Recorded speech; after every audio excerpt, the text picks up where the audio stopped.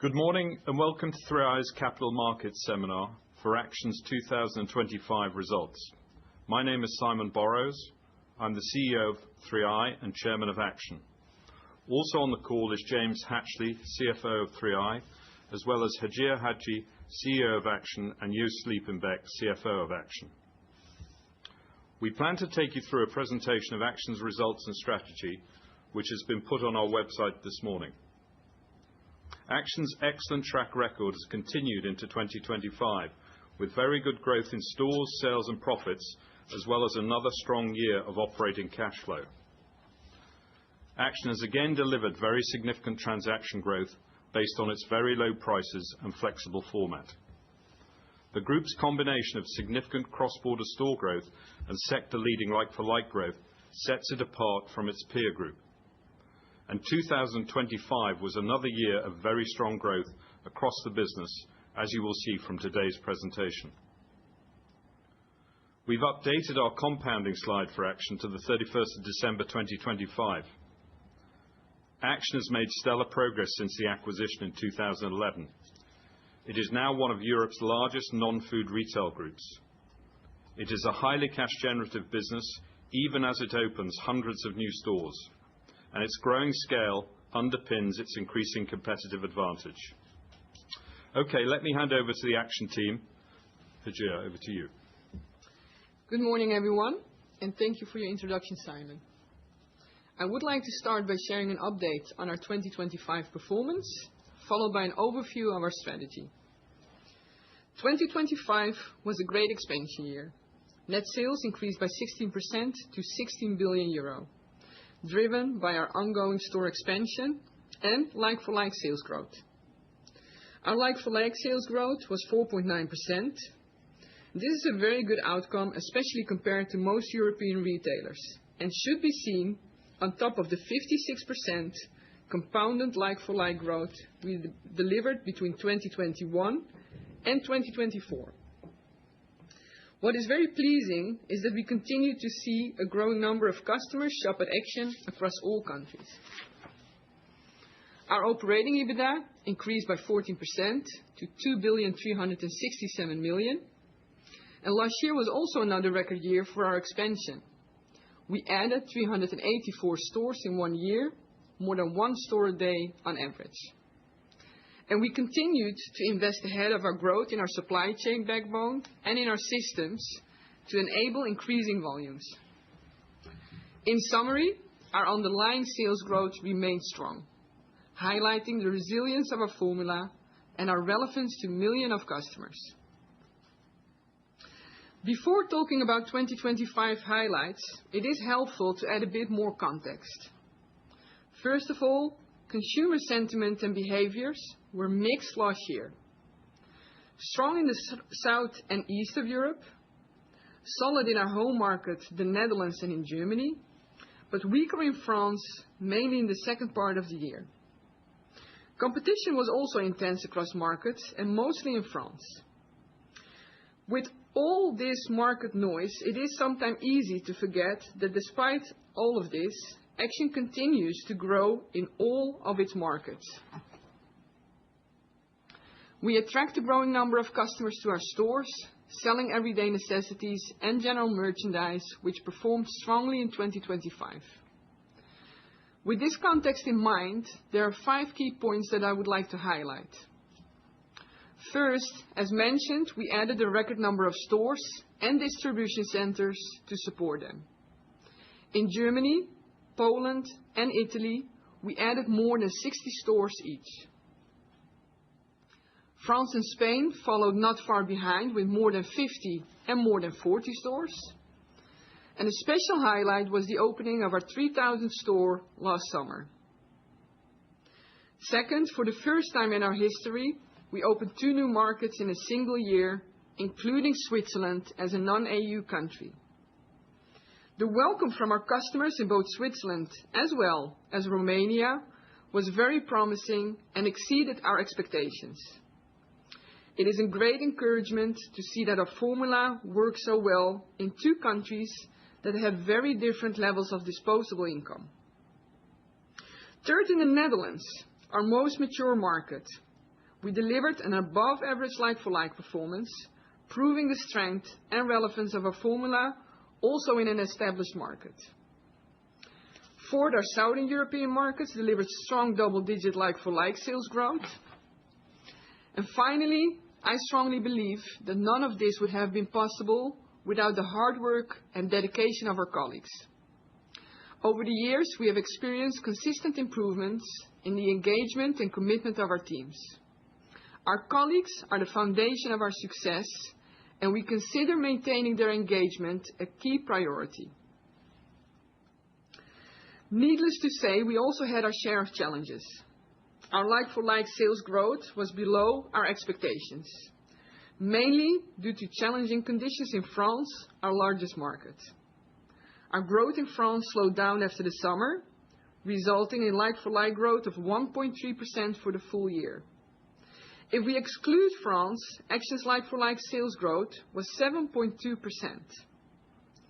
The majority of the challenges in France resulted from softer consumer sentiment, which led to more careful consumer spending.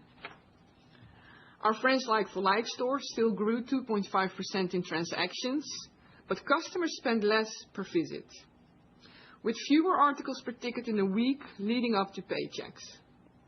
This spread across most weeks after the summer as the economic situation weakened. In this softer consumer environment, with shoppers spending less, more retailers struggled. Supermarkets were increasingly using promotions and competing on price, also impacting us, given our large size in the French market. I will talk more about this later. We remain focused on offering our customers good quality products for the lowest price and taking the right commercial actions. We believe that these challenging periods and the lessons we have learned will work in our favor in the long term, as our formula gives us the flexibility to adjust our assortment quickly, although it will take some time for adjustments to fully translate into results. A last challenge I need to point out is the unplanned increase of our supply chain cost as a percentage of sales, mainly caused by the higher handling cost for direct sourcing. Joost will elaborate on this. Despite these challenges, we remain confident in our formula because we believe this is a very strong foundation. At a time when consumers are facing rising costs and economic uncertainty, our customers rely on us for the good quality products they need for the prices they can afford. And others simply choose us because they do not want to spend more than necessary. Both of these are clearly reflected in our strong customer growth. We welcome 21.6 million customers per week on average, up from 18.7 million in 2024. The appreciation from our customers is reflected in the many awards we won across Europe. They highlight the strong brand awareness we enjoy and the trust we have earned from our customers across all our markets. Let me highlight two examples that I'm very proud of. In the Netherlands, the country where Action once started, we were awarded Retailer of the Year 2025. In France, we have grown into a leading retailer in just over 13 years. We were named Favorite Brand of the French People for the third year in a row, and we are the only foreign retailer to date to have won the title. Customer awards do not only reflect the trust and loyalty of our customers, but also the dedication of the Action teams that serve our customers every single day.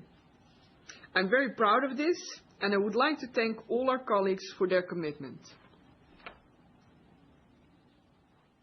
The excitement of our customers for our formula remains remarkable. Let me show you a few examples: the opening of our 100th store in Spain and a store opening in France last Saturday. We see the same effect at many of our store openings across countries. What did change from earlier market entries is that our brand awareness is now already high before we open our first store. It is impressive how quickly customers find their way to our stores in our newest markets and welcome the Action formula. A good proof point for this is Southern Europe, where Action is performing very well. Our stores in Spain, Italy, and Portugal are delivering our highest like-for-like growth. I often say everyone deserves an action. Living up to this promise, we entered 2 new markets in a single year for the first time in our history. Our entries in Switzerland and Romania were very successful, and we closed the year with 8 stores in Switzerland and 6 in Romania. Our success in these 2 countries shows how scalable our formula is and confirms our confidence for further expansion to newer markets. We are enjoying strong performance in 2 very different markets. Switzerland, the country with the highest disposable income in Europe, and Romania, a country with one of the lowest. Switzerland delivered the highest first week sales of any new store in our history. We also saw a very strong opening week in Romania, a country with 19 million inhabitants and a strong potential. Both Switzerland and Romania strongly exceeded expectations. That's why we plan to grow our store network quickly and build a distribution center in Romania to support this fast expansion. The foundation of our formula, and a key reason why so many customers choose Action, is that we offer good quality products at the lowest price. To live up to this promise, we monitor our price position versus a large set of online and offline competitors in all our markets across all our product categories. This is a dynamic process. Assortment and price change week by week and sometimes daily, which is why we track prices all the time. If the price gap between comparable products becomes too small, our buying team takes action. This graph shows our price positioning in Q4 of 2025 compared with Q4 2024. This comparison includes offline competitors as well as local online players. If you included global online players, the chart would not show material differences. The index does not include promotions. However, we do monitor those as well. In each country, we compare around 2,000 products, benchmarking them against the lowest price comparable products. As you can see, we continue to maintain a strong relative price position. Let me zoom in on France for a moment. Despite our strong position, we have always stayed true to our principle of being the lowest price retailer. Drawing on our past experience in a soft consumer environment and with more intense price competition, mainly from supermarkets and especially in FMCG, we decided to implement further price reductions in Q4 to reinforce and further strengthen our competitive position. As we go into 2026, we continue to lower prices where needed and focus more on lowest price items. Despite this challenging environment, customer traffic in our stores continues to increase, and we expect this positive trend to continue. I believe that everyone can offer low prices. That's not what it's all about. What is just as important as having the lowest price is keeping up investments in product quality without passing our investments on to customers in the form of higher prices. We believe that our customers will only come back if we offer the lowest price and deliver good quality. A clear sign that our customers appreciate our price-quality ratio is the fact that our private label products again won several awards last year. I will take you through 2 examples. First, customers voted Action Steady Care Baby Wipes Best Product of the Year in the Netherlands. This product is a great example of responsible innovation. The renewed Teddy Care line is made from plant-based fibers, free from microplastic, and comes in 100% recyclable packaging. Second, our Palazzo coffee capsules were named Best Buy in Belgium. This recognition highlights exactly what Action is standing for. Good quality doesn't have to be expensive. We continuously test and improve our private label products. For Palazzo, an independent panel benchmarked the taste of our cups against leading A brands. These tests showed that Palazzo was rated better than the A brands. This Best Buy recognition clearly confirms this. In both examples, quality went up, while prices stayed exactly the same and the lowest in the market. 2025 was a year with many milestones. We added a record number of stores, more than one store a day on average. For the first time in our history, we entered 2 new countries and opened 3 DCs in a single year. Our store expansion was strong in all our markets. All new stores contribute to overall performance and deliver attractive payback times, including in France. Joost will provide more detail on this. Supporting this strong expansion, we expanded our supply chain with 3 new distribution centers in Germany, Poland, and Italy. In addition, we opened a hub in the Netherlands to support our growth in direct sourcing. We now manage a network of 18 DCs to ensure good product availability and an on-time delivery to our stores. Our focus is not only on growing our store network, but also on keeping our existing stores up to date. I will elaborate on this later in the presentation. We believe that sustainability and discount retail can go hand in hand. Because of our scale, the impact of every action we take is even more meaningful. We established the Action Sustainability Program several years ago. The 4 pillars of the program, people, planet, product, and partnership, were inspired by the UN Sustainable Development Goals. Let me share some of our key achievements from last year.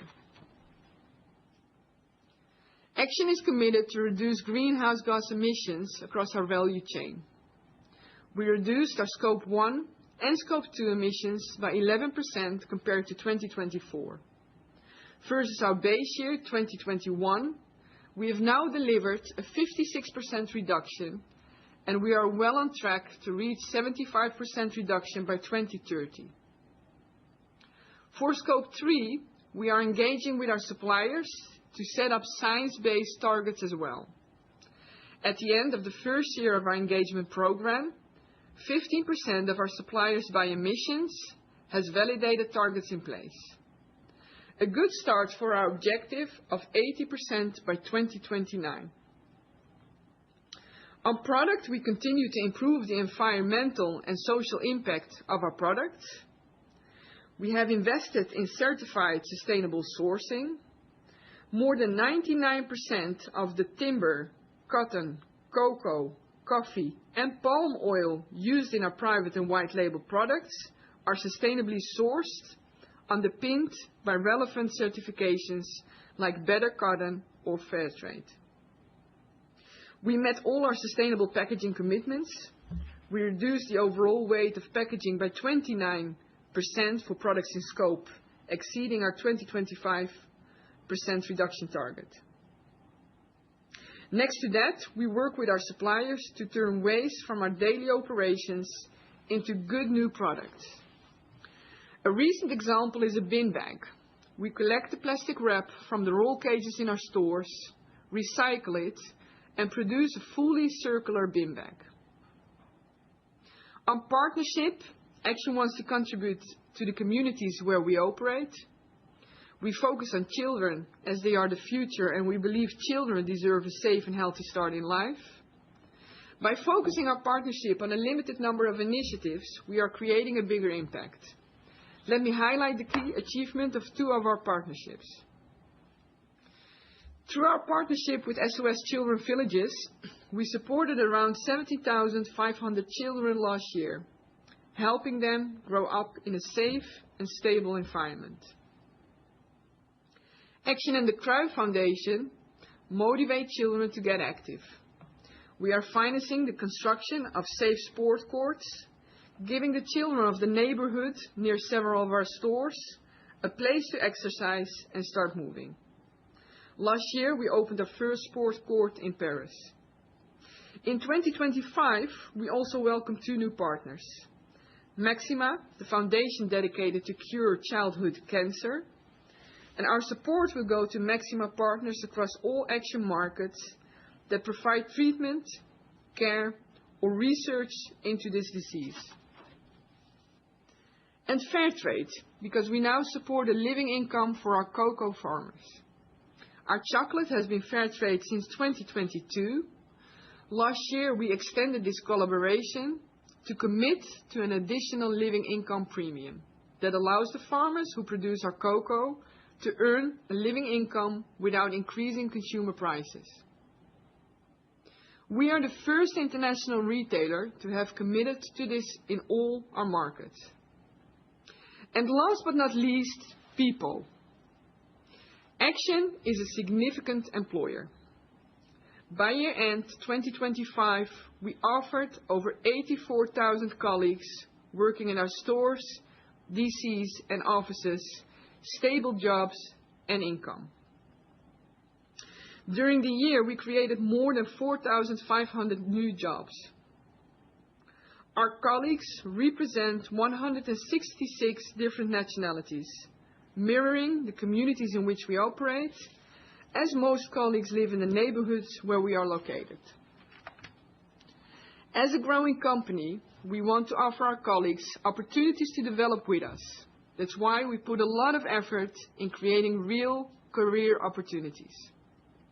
We have a target of promoting at least one colleague for each Action store per year, retaining talent, deep Action expertise, and giving colleagues a chance to develop themselves. Last year, we exceeded this target as more than 3,700 colleagues received a promotion to a higher job level. We also continue to invest in training and development opportunities. In 2025, our colleagues received on average of 4.2 training hours, up from 3.7 hours the year before. Finally, I'm also proud of our trainee programs, which enable young colleagues to grow in our organization. This was recognized in France as we won an award for this.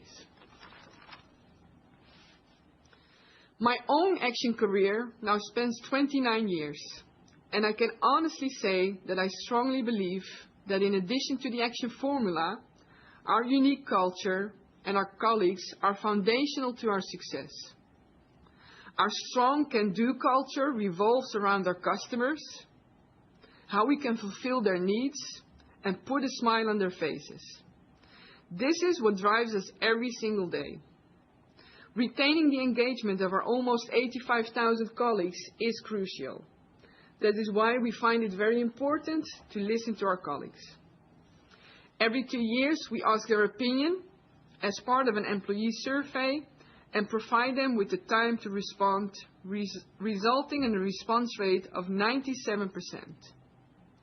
Our engagement score increased to an Action record of 78%, well beyond retail and logistic benchmarks. The engagement score reflects 3 important engagement drivers: work satisfaction, motivation, and fitting in. A large majority of our colleagues tell us that they are satisfied with their jobs, are motivated to perform, and feel they belong at Action. The strong 2025 results show that our continued focus on listening to the feedback of our colleagues is successful. What I especially like from these results is that we see strong scores and upward trend across our company, in all countries, across all departments. Our strong culture is also recognized externally.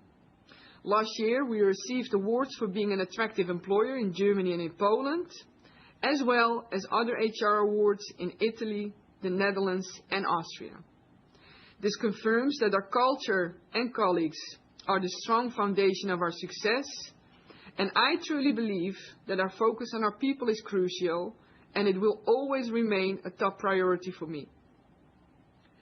This brings me to the end of my business performance update, and as I wrap up, I would like to present a short video that highlights our key achievements from last year.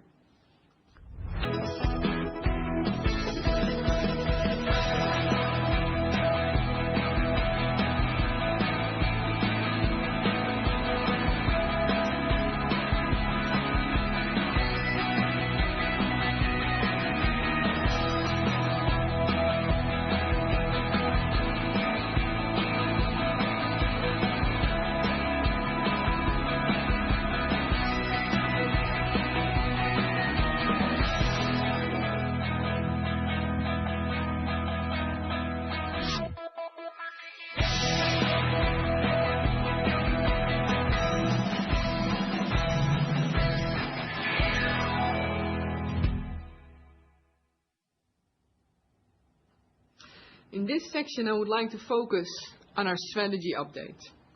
Before I start, I want to touch upon the potential impact of the conflict in the Middle East. As it is still early days, for now we see limited impact, mainly related to fuel costs. However, it is too soon to determine the full impact. At the same time, we have proven that our operations are strong and highly flexible, allowing us to manage significant challenges like this in the right way, as we have shown during COVID and previous sea freight challenges. However, this remains an evolving situation, which we are monitoring closely, and Joost will say more about this.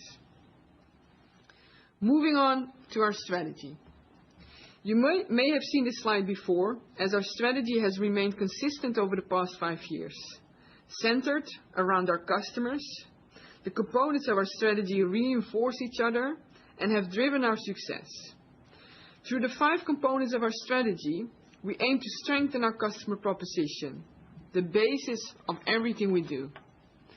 Drive international growth to capture the strong customer demand for our formula. Maintain a simple, efficient and scalable operating model, supporting our consistent, unified and disciplined way of working.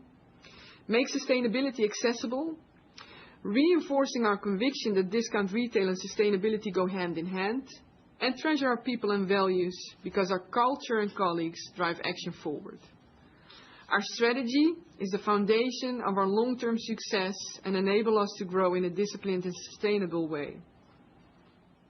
Not only our strategy is consistent, also our operations are consistent. Action is the same wherever we operate. We have one brand, one store type, one way of working. We deliver a similar formula across all our markets. More than 90% of our assortment is the same everywhere, and we only differentiate if needed, for example, to meet local regulations. Our strategy sets our direction. Our formula captures the heart of our customers. It is based on offering good quality products for the lowest price. We ask ourselves, what would be a good price for this product? Looking at the entire value chain, being cost conscious in everything we do, arriving at the lowest price in the market. Our assortment consists of a limited number of stock keeping units, and it is the same everywhere. We sell basics and not a wide range of products that allow us to source large volumes, creating economy of scale in production and supply chain. Our way of working is similar across countries with a focus on low overhead costs. And because our customers are our biggest promoters, we can keep our marketing spend relatively low. We continue to invest in technology to ensure efficiency and scalability. Last year, the migration to our new ERP system, and this year we are starting to roll out our new POS system and workforce management system across all our stores. In addition, we leverage technology like AI to support the way of working within departments. For instance, optimizing our forecasting and HR processes. Putting customers first in everything we do is a cornerstone of our success.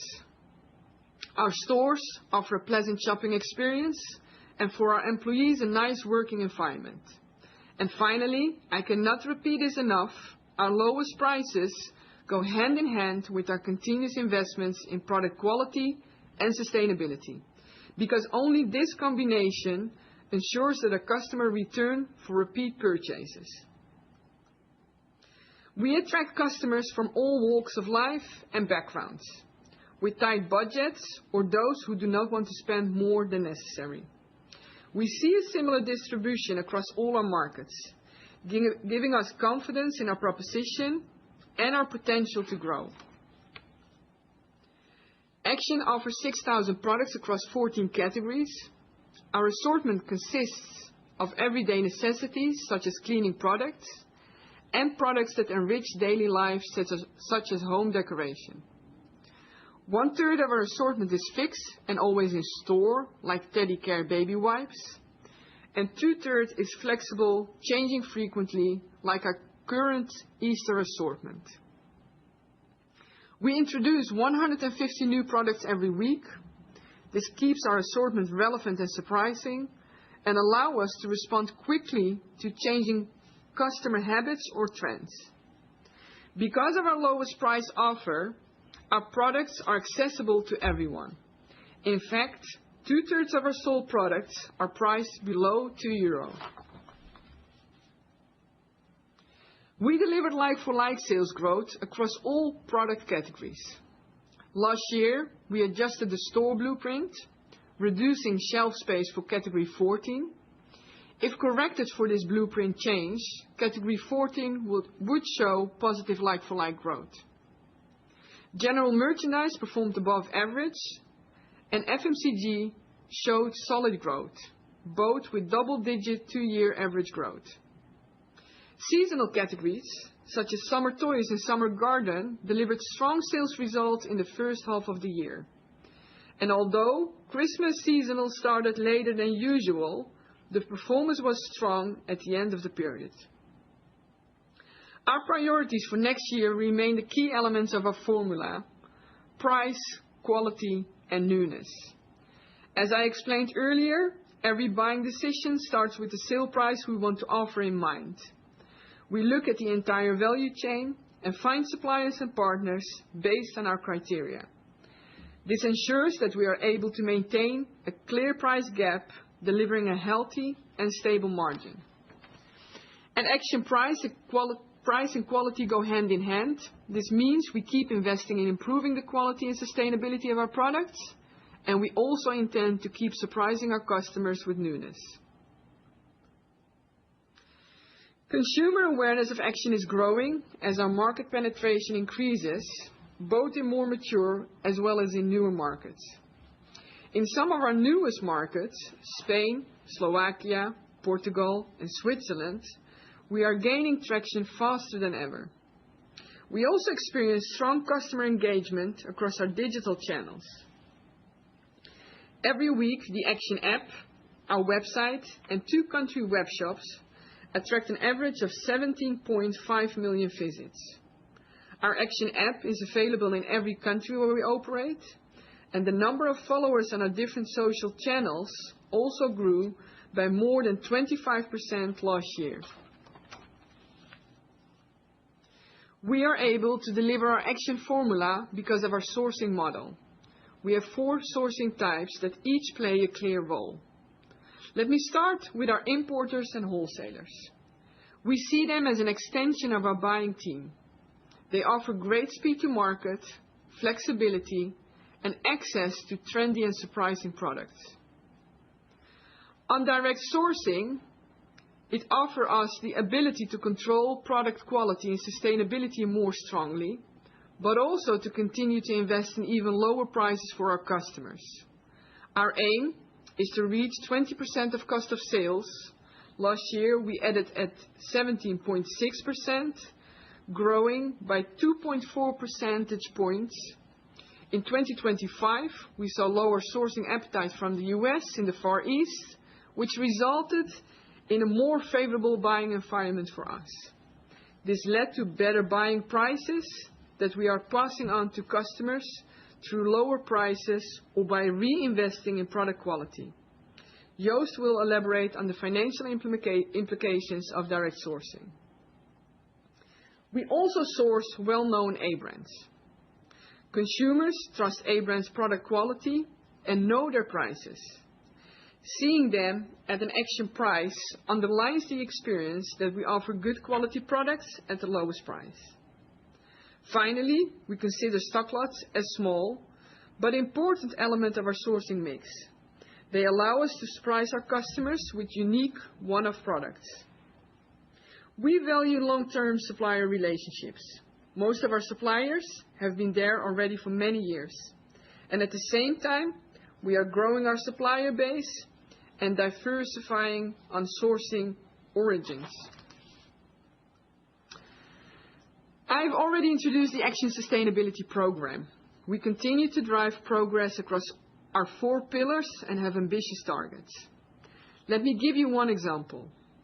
2026 will be the first full year of our supplier engagement program. The majority of a retailer's emissions are in the product domain. That's why we collaborate with our suppliers to set their own near-term science-based targets, targeting 80% of our suppliers by emissions by 2029. As I mentioned earlier, we do not only focus on new stores, we also invest in our existing store portfolio. To preserve an enjoyable shopping experience for customers and a pleasant working environment for our colleagues, we have a structured store upgrade cycle in place. We have a young store base. We perform day-to-day maintenance for every store, and in addition, we perform basic store updates when needed. And we also have a more targeted process. When we see an opportunity, we will enlarge or relocate a store to capture commercial opportunities. Our refurbishment program takes several factors into account, such as the store age and condition, as well as how intensively the store is used. A refurbishment brings a store up to the latest format, with, for example, a new floor, new tiles, updated wall colors, and improved lighting. The second component of our strategy is driving international growth. Over the years, we have developed a successful process for opening new stores. Entering a new market, we start with a conservative estimate of the full potential. Over time, our local teams refine this estimate based on learnings. The white space potential is defined at catchment area level, considering factors such as population, the performance of nearby stores, and potential cannibalization. Assessing cannibalization is important. In some cases, we promote cannibalization to reduce pressure on very busy stores, as it is important to maintain a pleasant shopping experience for our customers. This is the case in some of our more mature markets, mainly in urban areas. As a next step, local teams come up with detailed store investment proposals for each specific location, reviewing all relevant elements, such as site quality, expected customers, supply chain, floor space, and housing costs. After that, each proposal is reviewed for approval by our real estate committee, led by Joost and myself. Store locations are selected based on local knowledge, while our central governance ensures that we maintain a disciplined and consistent approach that will deliver the right store quality. Once a store has been opened, we review its performance against the original investment proposal. The learnings feed back into our local plans, creating a continuous improvement cycle. We consider this approach one of the cornerstones of our success. The quality of our stores is key. Our process is careful and considered, valuing quality over speed. It is one of the reasons why every Action store is profitable. Looking at our store potential across Europe, we have identified around 200 additional white spaces in our existing countries compared to last year. The increase is driven by a better understanding of each market as our penetration grows. Our two market entries last year in Switzerland and Romania have given us much more detailed understanding of our long-term potential in those two markets. Together with additional insights in Poland and Germany, this accounts for the majority of the extra 200 stores. Taking into account the 384 stores added last year, we now project that our total white space store potential is around 4,650 stores. Putting the additional white space numbers into perspective, this figure is lower than last year, when we identified around 500 new white spaces.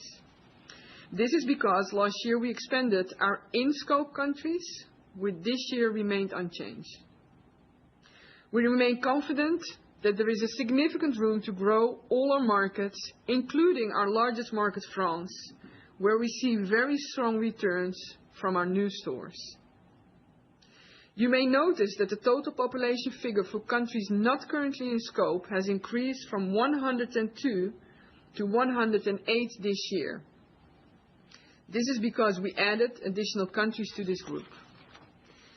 In time, and depending on the outcome of our market studies, some of these countries could become in scope for our expansion. Our expansion in Europe will continue.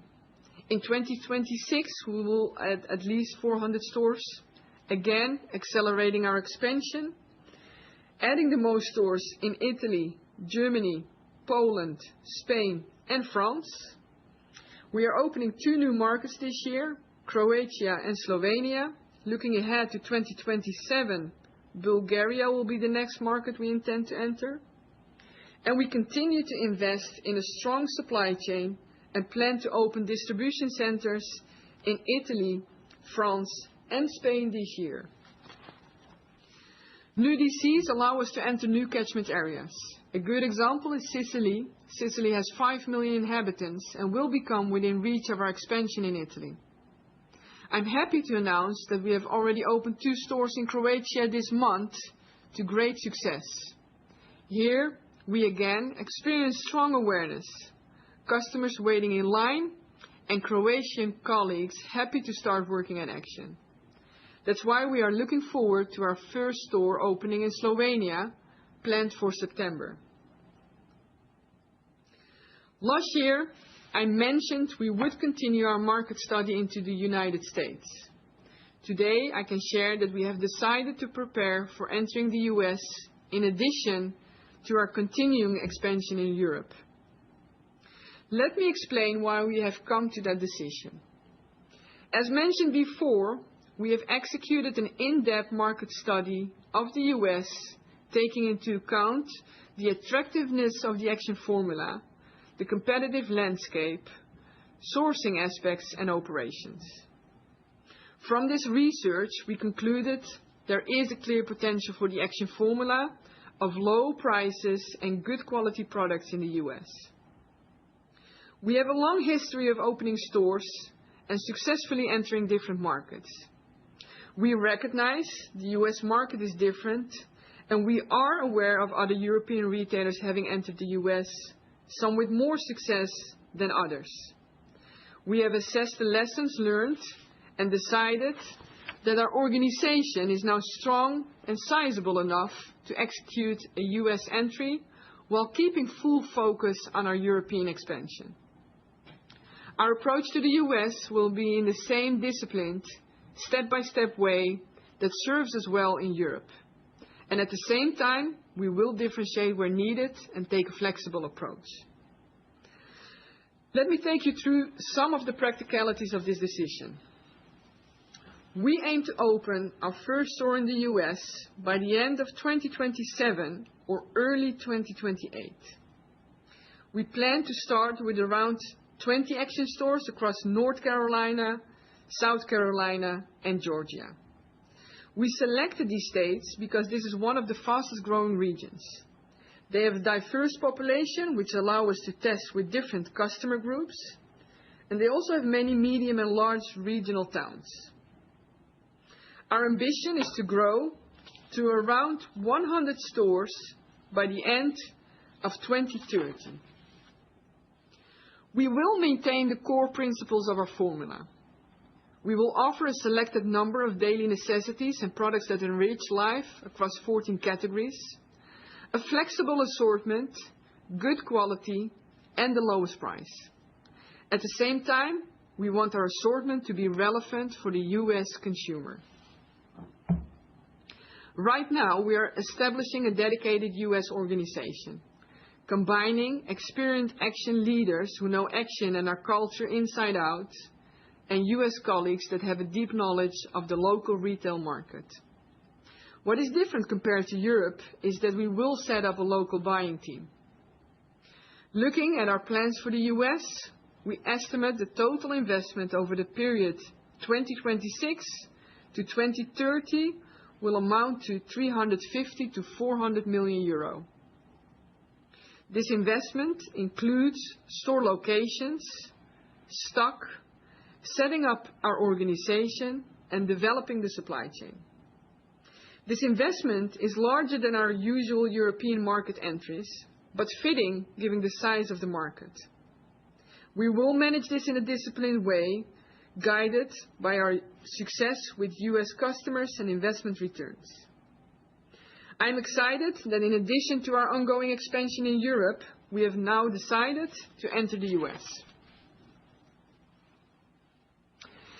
As Action grows, our business model becomes stronger.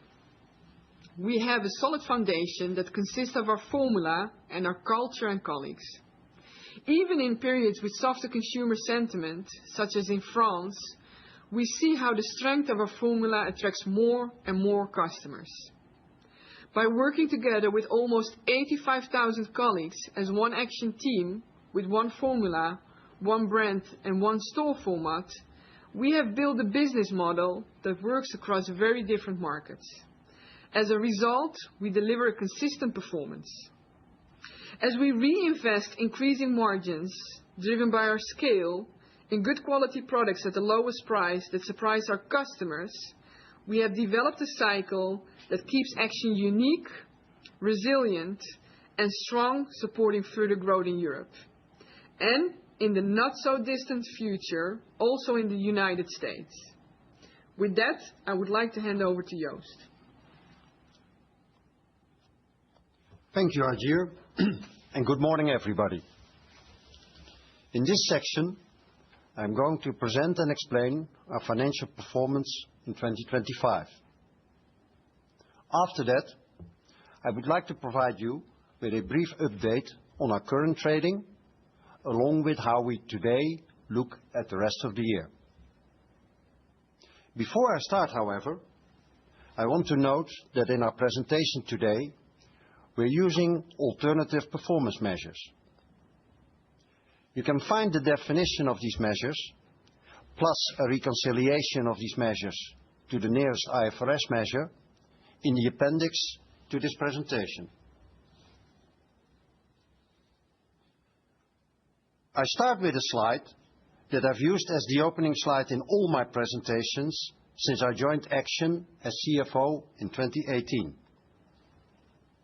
I suspect that most of you have seen it before, so I will not dwell on it. The point I want to make by using it as my first slide also today is that, just like our strategy, our financial model remains consistent and unchanged. In the rest of my presentation, I will demonstrate the strengths of our model and show how our 2025 performance continues to validate every element of it. Our financial performance in 2025 was strong. Versus the guidance that I gave at last year's 3i Capital Market Seminar, we outperformed on the stores added, but were lower on the like-for-like sales growth and on EBITDA margin. I will explain the reasons for that outcome further in the presentation. Nevertheless, our underlying performance drivers remain unchanged.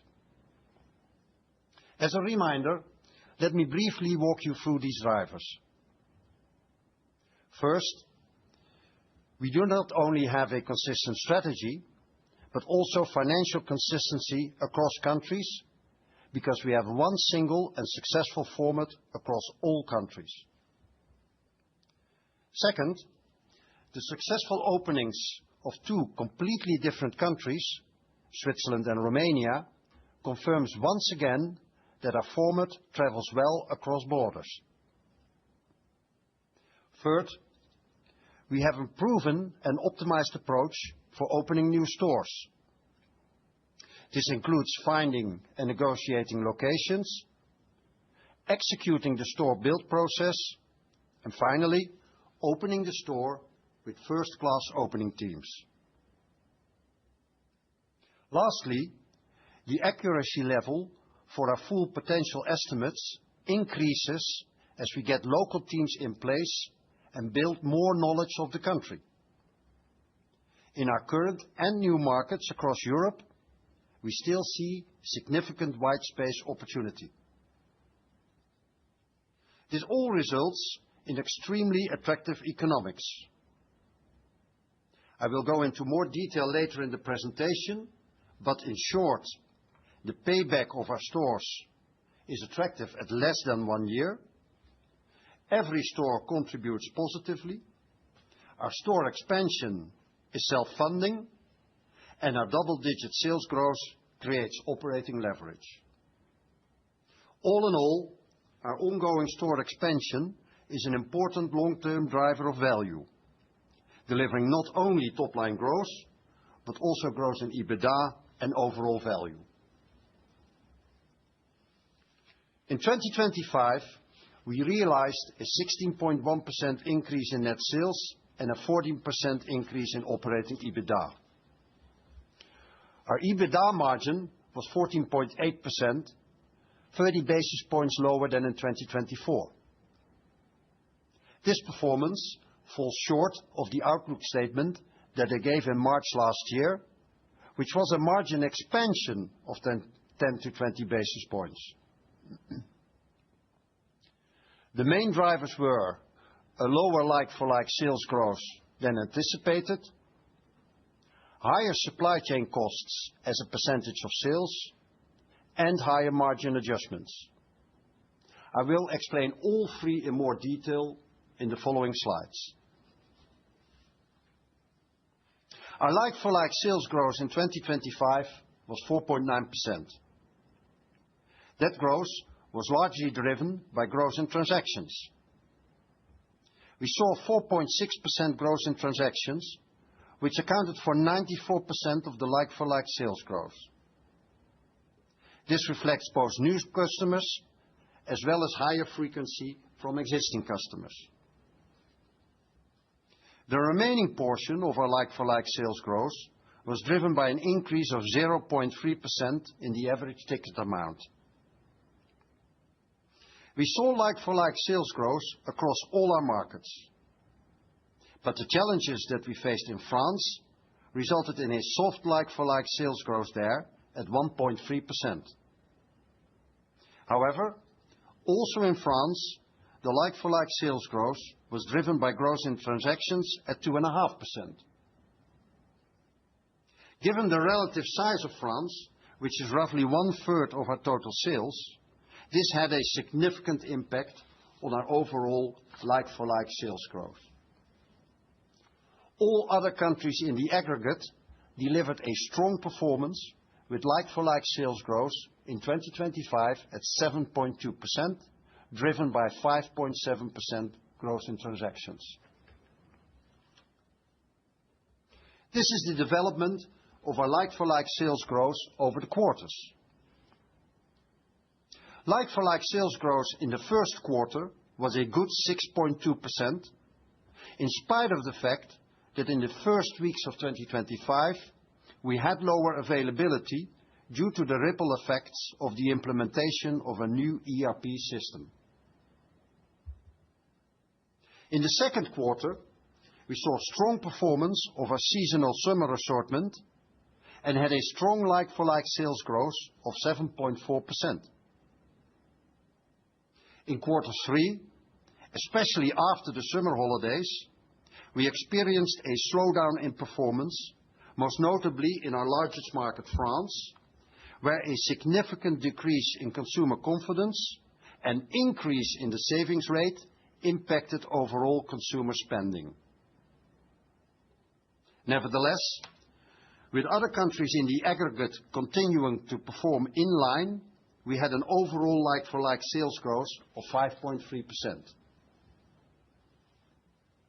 The final quarter of 2025 was our toughest trading period. The warmer weather had a negative impact on our autumn seasonal sales, and the Christmas season started later than usual. But once the Christmas season began, demand was strong. France had mid-single-digit negative like-for-like sales growth in October and November, and recovered to a flat performance in December. This gave an overall like-for-like sales growth for quarter four of 1.9%. On this slide, we present the absolute sales growth in the years 2024 and 2025, and in all cases compared to 2023, and only for stores that were opened before 2023. In other words, a comparable group of stores. Portugal, Slovakia, Switzerland, and Romania are not included in this analysis, as the first stores in these countries were opened in or after 2023. As you can see, Action delivered continued strong sales growth across the countries. The markets are shown from left to right in sequence of their entry, and zooming in on the individual countries reveals the following. In our oldest market, the Netherlands, we performed strongly and above the average for mature markets with 11.9% growth compared to 2023. Belgium and Luxembourg were slightly lower than the Netherlands at 8% growth, but nevertheless satisfactorily for established markets. In Germany, we continue to gain momentum with 15.1% growth compared to 2023. A strong performance in France in 2024 with 9.7% growth was followed by the softer growth in 2025, leading to a total of 10.9% compared to 2023. We had two successive strong years in Austria with in total 22.7% growth. In the previous years, our strongest growth was observed in Poland. And while Poland continues to perform well above average, delivering 37.3% growth compared to 2023, our newer Southern European markets, Italy and Spain, showed the fastest growth at 56.4% and 38.5% respectively compared to 2023. We had another record year of expansion with 386 store openings. This growth was driven by our newer markets, Italy and Spain, but also by our more mature markets, Germany, Poland, and France. We also had to close 2 stores in Germany, not because of performance, but one because of fire damage, and the other one because we were unable to reach an agreement on the terms for extending the lease. So in total, we added 384 stores, bringing our total number of stores to 3,302 at year-end. 2025 was also the year we entered 2 new markets, Switzerland and Romania. Both are off to a strong start and performing ahead of our expectations. Today, we have 9 stores in Switzerland and 11 stores in Romania.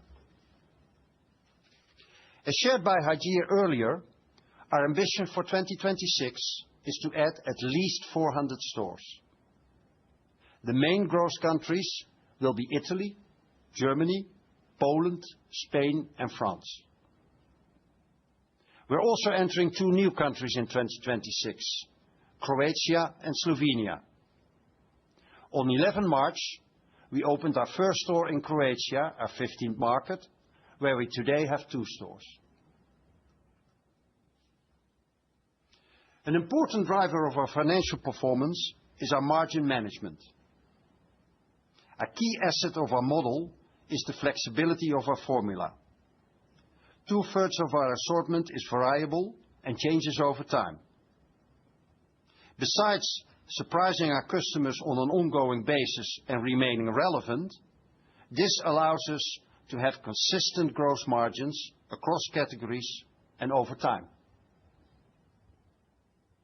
Not on the slide, but if you were to make this chart for the price buckets, so a bucket with articles priced up to 2 euros, a second bucket with articles priced between 2 and 5 euro, and a third bucket with prices above 5 euro, the gross margin percentages for these buckets are also comparable.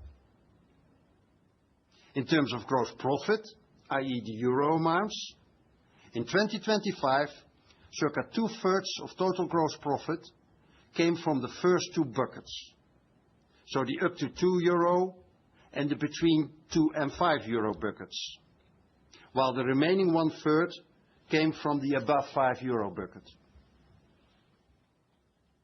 As a rule, we pass on changes in our buying prices to customers. That means that the overall gross margin doesn't change as a consequence of changes in the buying prices. Nor do we want it to increase autonomously. This is what a true discounter does. I can add that in 2025, our prices for comparable products decreased by circa 1.5% because we were able to pass on lower buying prices. Nevertheless, you have seen increases in our gross margin over the recent years. And again, in 2025, gross margin increased by 40 basis points to 40.8%. There are two reasons for these increases. First, an increase in the share of direct sourcing in our sourcing mix. As Hajir has explained, in our sourcing mix, we combine domestic suppliers for flexibility and newness, and direct sourcing for cost advantage to support lower prices and better quality, or both. We do the latter by using roughly 2/3 of the lower cost of goods sold from direct sourcing to strengthen our customer proposition in the form of lower prices, better quality, or both. The other 1/3 we need because we have higher operating expenses and extra risks with direct sourcing. This part explains why direct sourcing has a higher gross margin.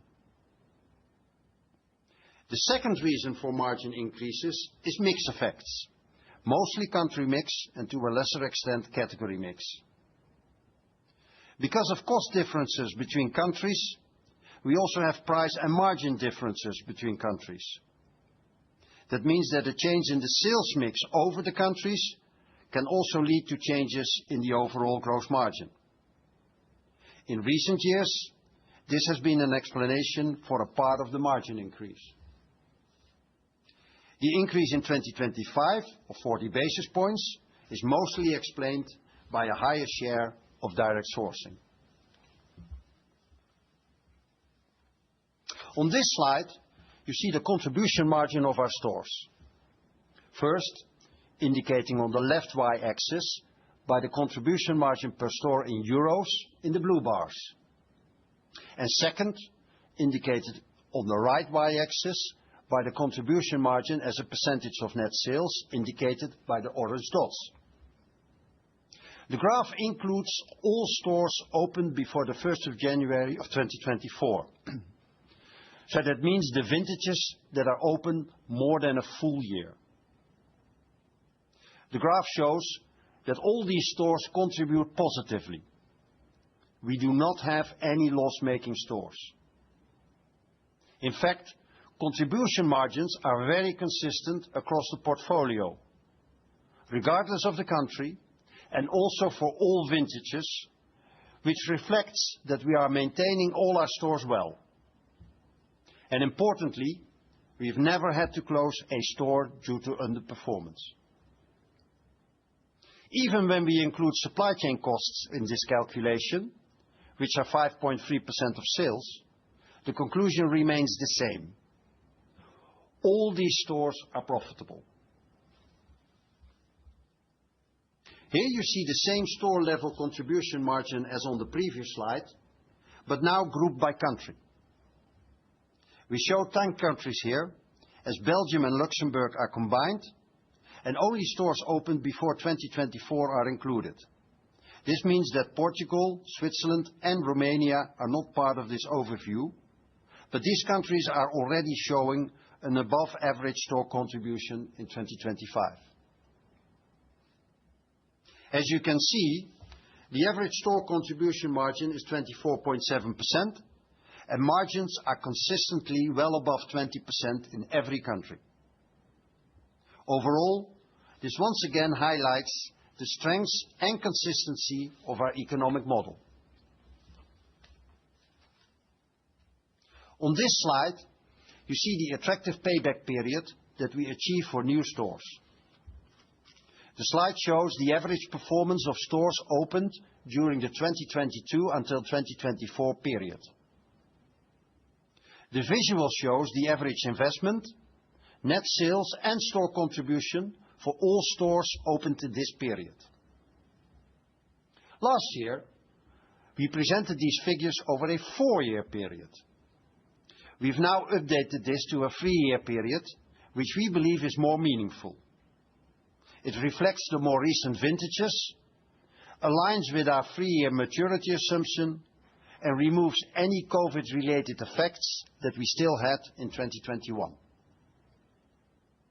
This 3-year view will be our standard going forward. Having said that, if we had included 2021, that would not have substantially changed the outcome. Just as we saw last year, we continue to achieve an average payback period of significantly less than 1 year. In our more mature markets, the opening of new stores can also lead to cannibalization of one or more existing stores. This is always included in our analysis and decision-making, whether it is in the white space potential that Hajir has shown, or in the decisions of the real estate committee about new stores.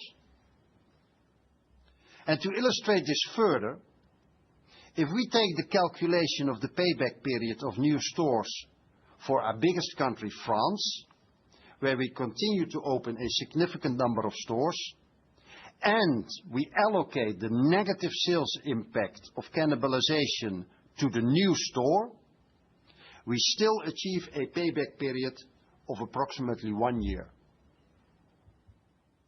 Capital intensity per store remains low. For stores opened between 2022 and 2024, we spent circa 600,000 euro on average per store. As a reminder, we rent all stores and we pay relatively low rents because we choose not to be in high street locations. This investment figure includes our capital expenditures, but also pre-opening expenses such as training for new employees and pre-opening rent. In last year's analysis, we showed an upfront investment of around €500,000 per store.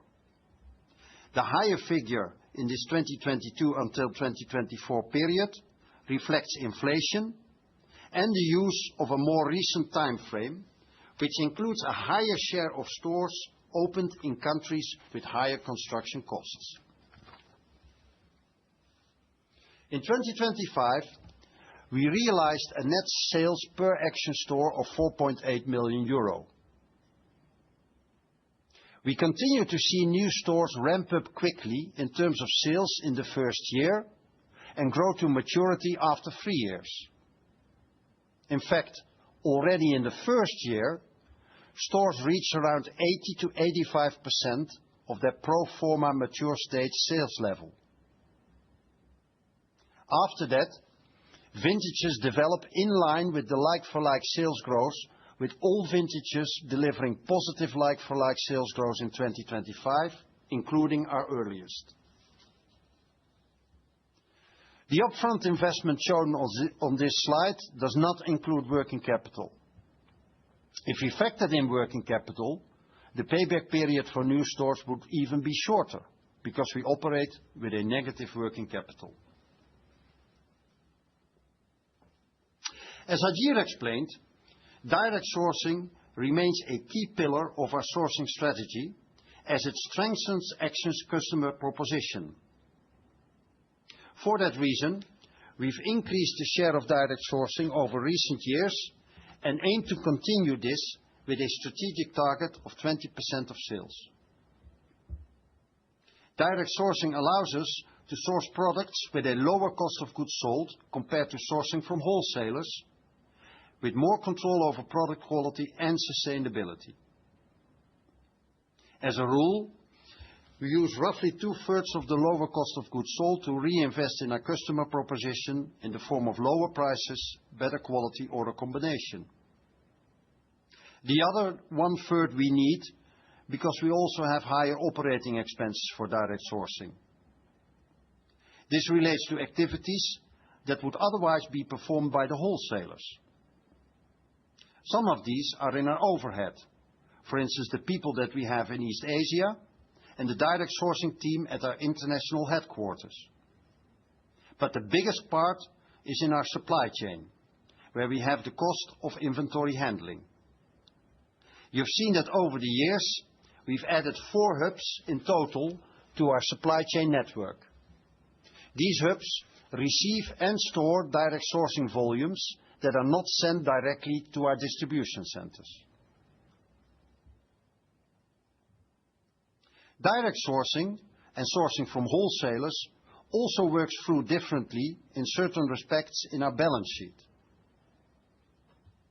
Our way of working with wholesalers is that we agree contracts that are then in most cases held in stock by the wholesalers until ordered by us when needed.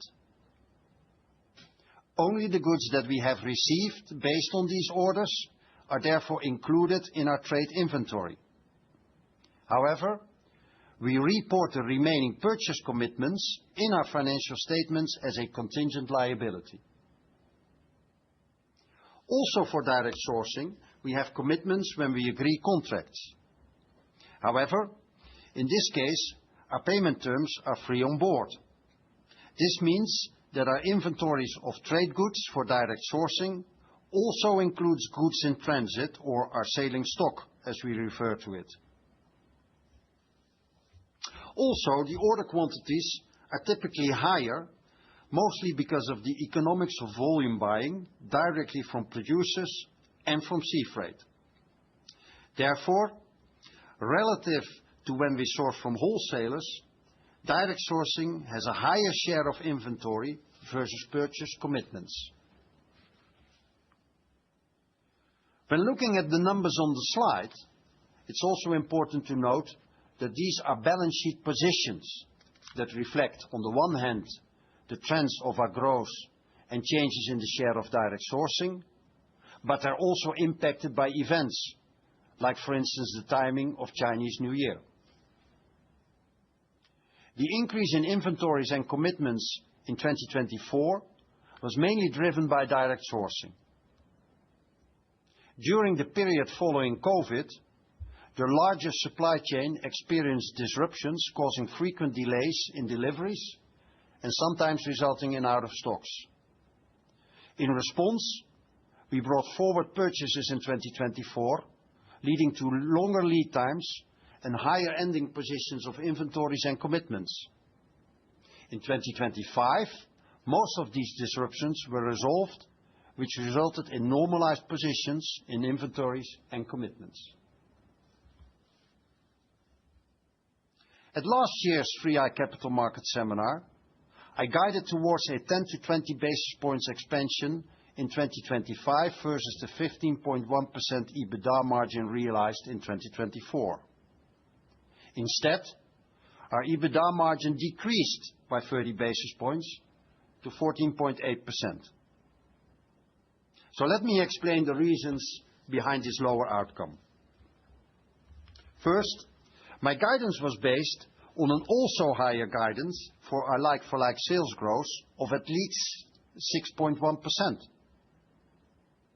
The difference with the lower 4.9% realized meant that we had less operational leverage than we would have otherwise had, which more or less would have given a flat EBITDA margin.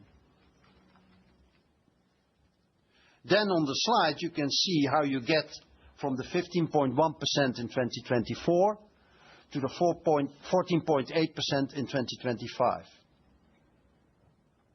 First, our gross margin. I've already explained the main driver behind the 40 basis points increase being a higher share of direct sourcing. We calculate our gross margin as sales minus cost of goods sold. But after that, we also deduct margin adjustments to get to a gross margin after margin adjustments. These margin adjustments are margin components that are not in cost of goods sold, but that we allocate, with as two biggest components, duties and charges and stock losses. Duties and charges are product levies that vary by country. They include packaging tax, taxes on batteries, sugar, and waste from electrical and electronic equipment. Over recent years, they have increased both in number as well as in rates, with a further significant increase in 2025. In most cases, it's possible to pass these through to customers. As they are different per country, they are then an element of the country mix that is increasing gross margin. Stock losses is what other retailers often refer to as shrink or shrinkage. This has been fairly stable over recent years, but in 2025, we did see an increase of circa 10 basis points. In euro terms, this is clearly a significant amount and an issue that we are addressing. Unfortunately, this is not an Action-specific problem. In this context, our aim is to avoid further increases rather than to achieve a reduction. All in all, the increases in margin adjustments offset the 40 basis points increase in gross margin, meaning that gross margin after margin adjustments was more or less flat. Our EBITDA margin benefited by 30 basis points from operating leverage. This is lower than in 2024 and 2023, where it was 80 and 170 basis points respectively, both years with exceptionally high like-for-like sales growth. Finally, operating expenses reduced the EBITDA margin by 50 basis points. This is in spite of the fact that we have been able to offset cost inflation in a lot of lines with productivity improvements. There are two clear reasons for this increase. First, higher supply chain costs. As a percentage of sales, these increased from 5 to 5.3%. This was for a large part driven by higher costs for direct sourcing. As I have explained, to the extent that this is as a consequence of a higher share of direct sourcing, this is offset by an increase in gross margin. However, in 2025, a significant part of the higher supply chain costs were caused by an increase in the period that we held direct sourcing products in inventory, leading to higher than normal costs for product handling and inventory, mostly in our hubs. As there was no offset for these higher costs in gross margin, this led to a reduction of our EBITDA margin. This doesn't change the long-term attractiveness of direct sourcing. In other words, we have an opportunity in improving our planning processes and systems. However, a part of these higher handling and inventory costs have carried over to 2026. Second, we celebrated the opening of our 3,000th store in June 2025, with, amongst other things, a one-off net payment of up to 300 euros for all eligible employees at a total cost of circa 26 million euro or 20 basis points.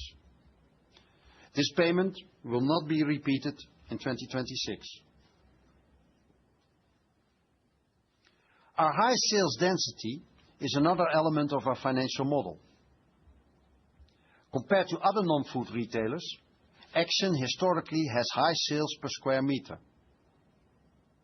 In 2025, we added a record 384 stores, with relatively more stores in the last quarter. That explains the difference between our like-for-like sales growth of 4.9% and the 2.6% increase in sales per square meter. Historically, this increase has been higher, reflecting the exceptionally high like-for-like sales growth in the 2022 until 2024 period. Last year, operating EBITDA per square meter also bears the effect of the 30 basis points lower EBITDA margin. In 2025, our capital expenditures increased by 10 million euro, or 2.7%, to 379 million euro. As a percentage of sales, CapEx was 2.4%, down from 2.7% in 2024. Over the past 7 years, we've seen a clear downward trend in CapEx as a percentage of sales, reflecting our scale efficiencies. In the allocation of total CapEx to the categories, compared to the presentation of last year for 2024, we've moved circa 10 million from store expansion because this actually related to refurbishments, enlargements, and relocations, which are part of the store maintenance category.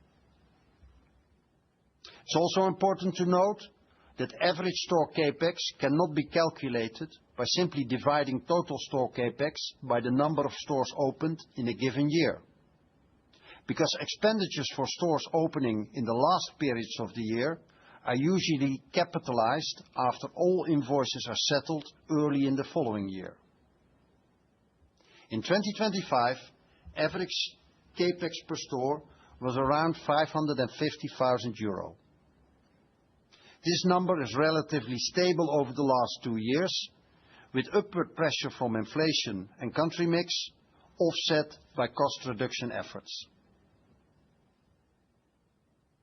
CapEx for new DCs was 36 million euro in 2025. This increase reflects the opening of 3 new distribution centers. Our investments in technology in 2025 decreased compared to 2024, mainly because 2024 included circa 25 million euro of ERP cost versus 16 million euro in 2023 and circa 6 million euro in 2025.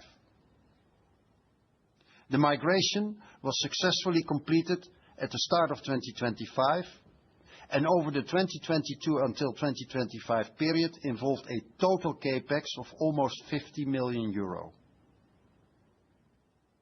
Our technology CapEx also includes other significant projects, some of them also multi-year. In 2025, we are, for instance, changing our POS system, and we're also migrating to a new workforce management system. What is also included in technology CapEx are changes and additions to our website and app. Digital communication with our customers is an important area of investment for us. Finally, technology CapEx includes licenses that we acquire for existing applications related to our growth in stores, distribution centers, and employees. As mentioned by Hajir, we also maintain and modernize our stores through basic updates, refurbishments, enlargements, and relocations. In 2025, we invested 41 million euro in store maintenance and RERs. This is circa 10 million euro lower compared to 2024, which can mainly be explained by the limited opportunities for relocations and enlargements in 2025. Another element of our financial model is excellent cash generation. This translates into a consistently high cash conversion.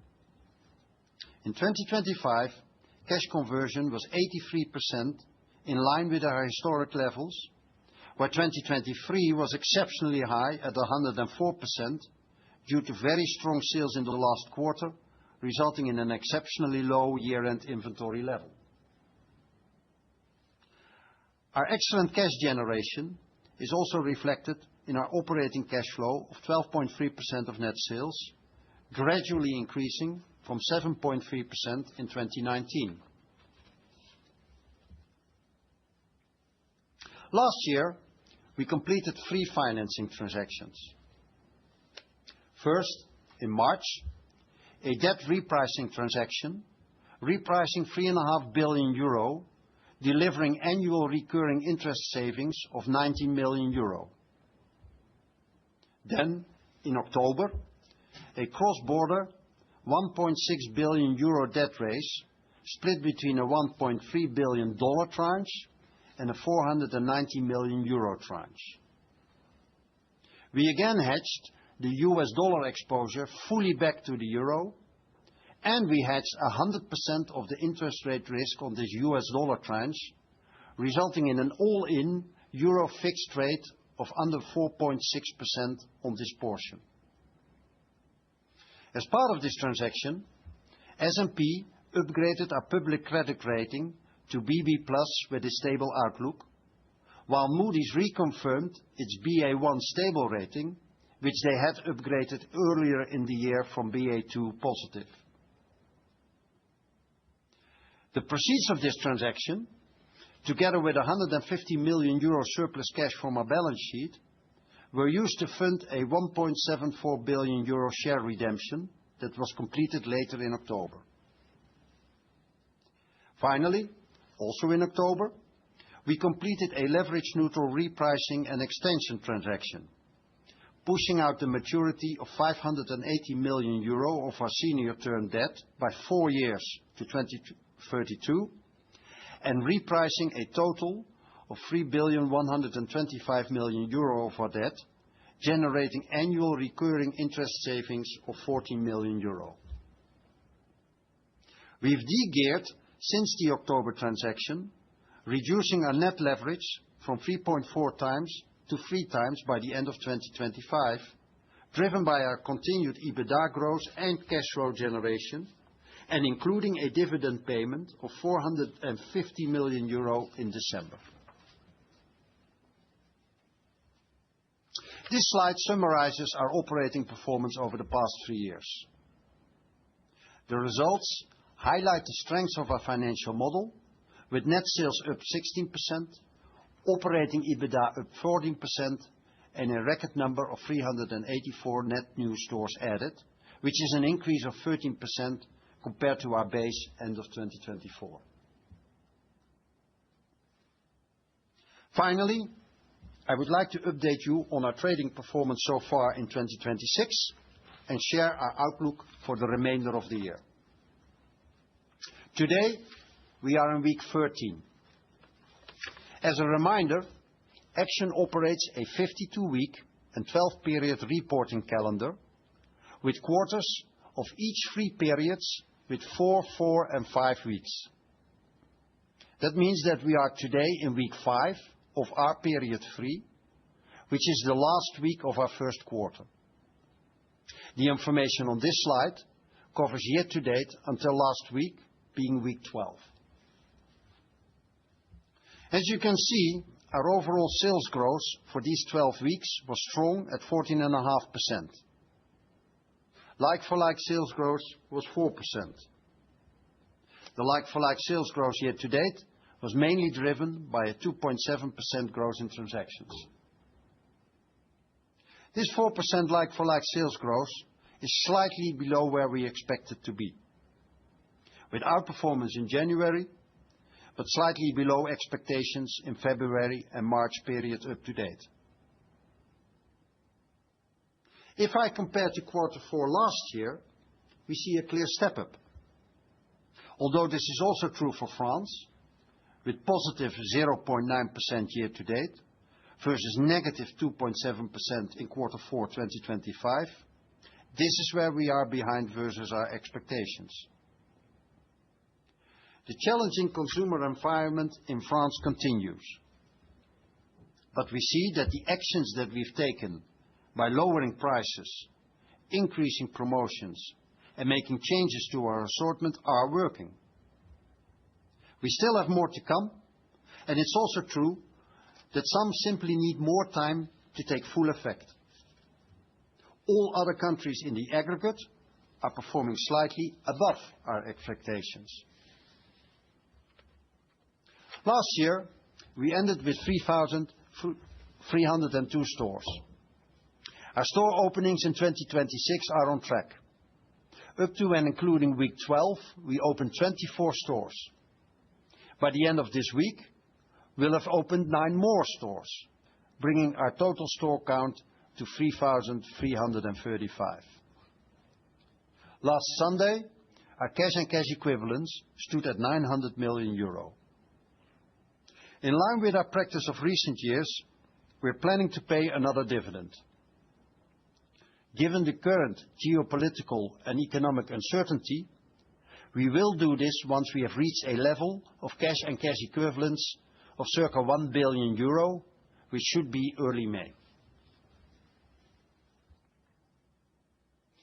In terms of outlook for the year, let me start by stating the obvious.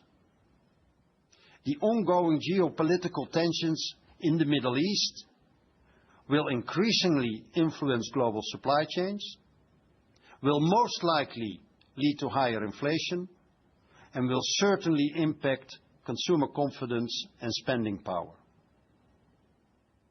This makes it difficult to provide a robust outlook at this stage. But with that proviso, I can still say the following. First, if I look at the number of stores for 2026, our ambition is to add at least 400 stores. This year, Italy will have the most store openings, followed by Germany, Poland, France, and Spain.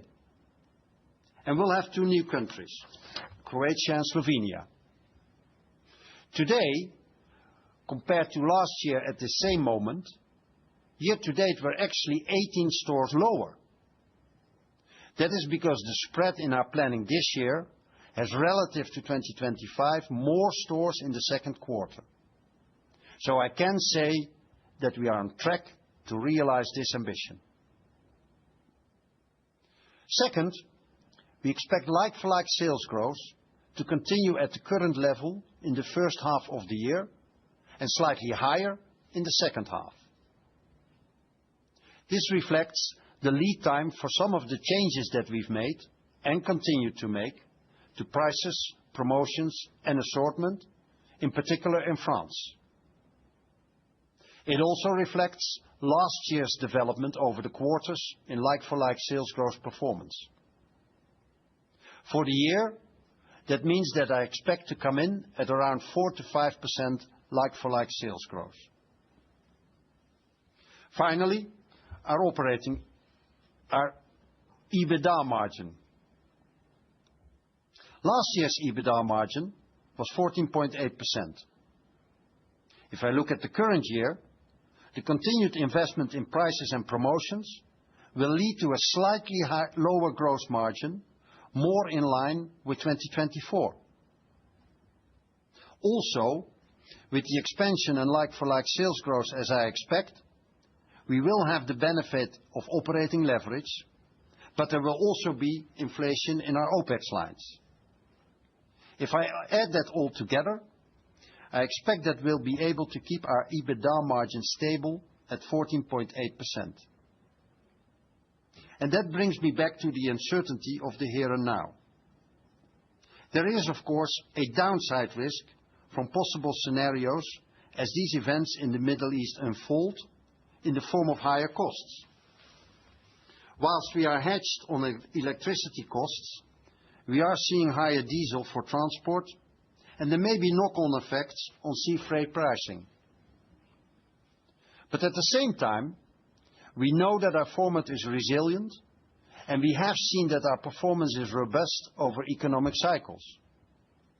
Our format and operating model also provide the flexibility to adapt, as we have shown during the COVID crisis and the ensuing supply chain disruptions. And with that, I hand back to our chairman, Simon Borrows. Thank you, Joost. In a very short period of time, Action has become a significant market participant in over a dozen markets in Europe, including those that many other retailers have failed to crack, such as Germany. There's been plenty said about France today, and this is not the first time we have had challenging trading conditions in that country. But when you stand back, Action's achievements in France over 13 years have been pretty remarkable. They've built a national chain with some 5.6 billion euros of sales, together with highly profitable store contribution margins and significant operating cash flows. The French business is also still growing strongly and taking share in a very tough market. And the French consumers consistently show their appreciation and come to Action stores in increasing numbers each year. What Action has done in France is also the template for the expansion being executed in the other scale markets in Europe, namely Germany, Poland, Italy, and Iberia, each of which are growing fast and will become significantly more important in the sales mix in Europe in years to come. Given Action's growth and its success across a variety of markets in Europe, the team began studying a possible US entry over 2 years ago. There have been many who have tried and failed with the US, and quite a lot of them have been British. But those who have succeeded have been able to build very large and profitable operations, which have become a significant weighting in their overall organizations. We in the Action team have studied the precedents in detail, good and bad, and the learnings from this work have been factored into the choices Action has made on the entry strategy in the US. We have a good level of confidence that Action's low price format can be successful in the US, and Action's team has more than earned the right to tackle this market. My nickname at the 3i Investment Committee is Mr. No. But in this case, I believe that over time, the US will become a very significant growth opportunity for Action to sit alongside its already considerable pan-European growth opportunity. Let me close with our usual slide, which neatly illustrates the compounding growth of Action and how the sales growth is developing relative to some giants of the retail sector. 90% of our attention at 3i remains on the long-term compounding benefits of Action's growth machine, rather than a preoccupation with short-term like-for-likes. And with that, I'll now hand back to the moderator before commencing the Q&A session. Thank you. We will now conduct the question and answer session. To ask a question via the conference call, you need to press star 11 on your telephone and wait for your name to be announced. To withdraw your question, please press star 11 again. Once again, it's star 11 on your telephone and wait for your name to be announced. To withdraw your question, please press star 11 again. As a reminder, participants can also submit questions through the webcast page by using the Ask a Question button. Please stand by while we compile the Q&A roster.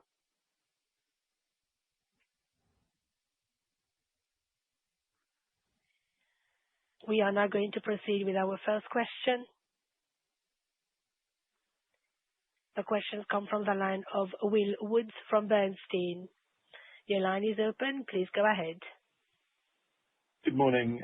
The first question is just on the US proposition. I suppose, can you be any more specific on where you see a gap in terms of assortment or customer in the US market? And then what do you see as the parameters for success here? Is it that you look towards 2030 as the kind of, we'll give it 2 or 3 years and see how it goes? And then the second question is on the store maturity curves that you're experiencing. There's been a lot of worries out there about Action store maturity declining or store maturity curve declining. If you looked at the like-for-likes that you presented in page 45 versus the kind of 2019 or 2022 cohorts, would you still see positive like-for-likes in your more mature stores in your older cohorts? Thanks. Thanks, Will. Hajir, do you want to tackle the US and maybe, Joost, you pick up on the maturity curve point? Yeah, so on the US, as we said before, we have done an extensive study for a long period, and I think where we really believe that we can differentiate ourselves is coming up with our unique concept of offering 14 categories and really offering the lowest price and a good quality assortment. I think it's quite comparable to what we're seeing in Europe, actually. If you just look to what we're offering, because of our speed and changes in assortment, it's never the same, and 2/3 is changing.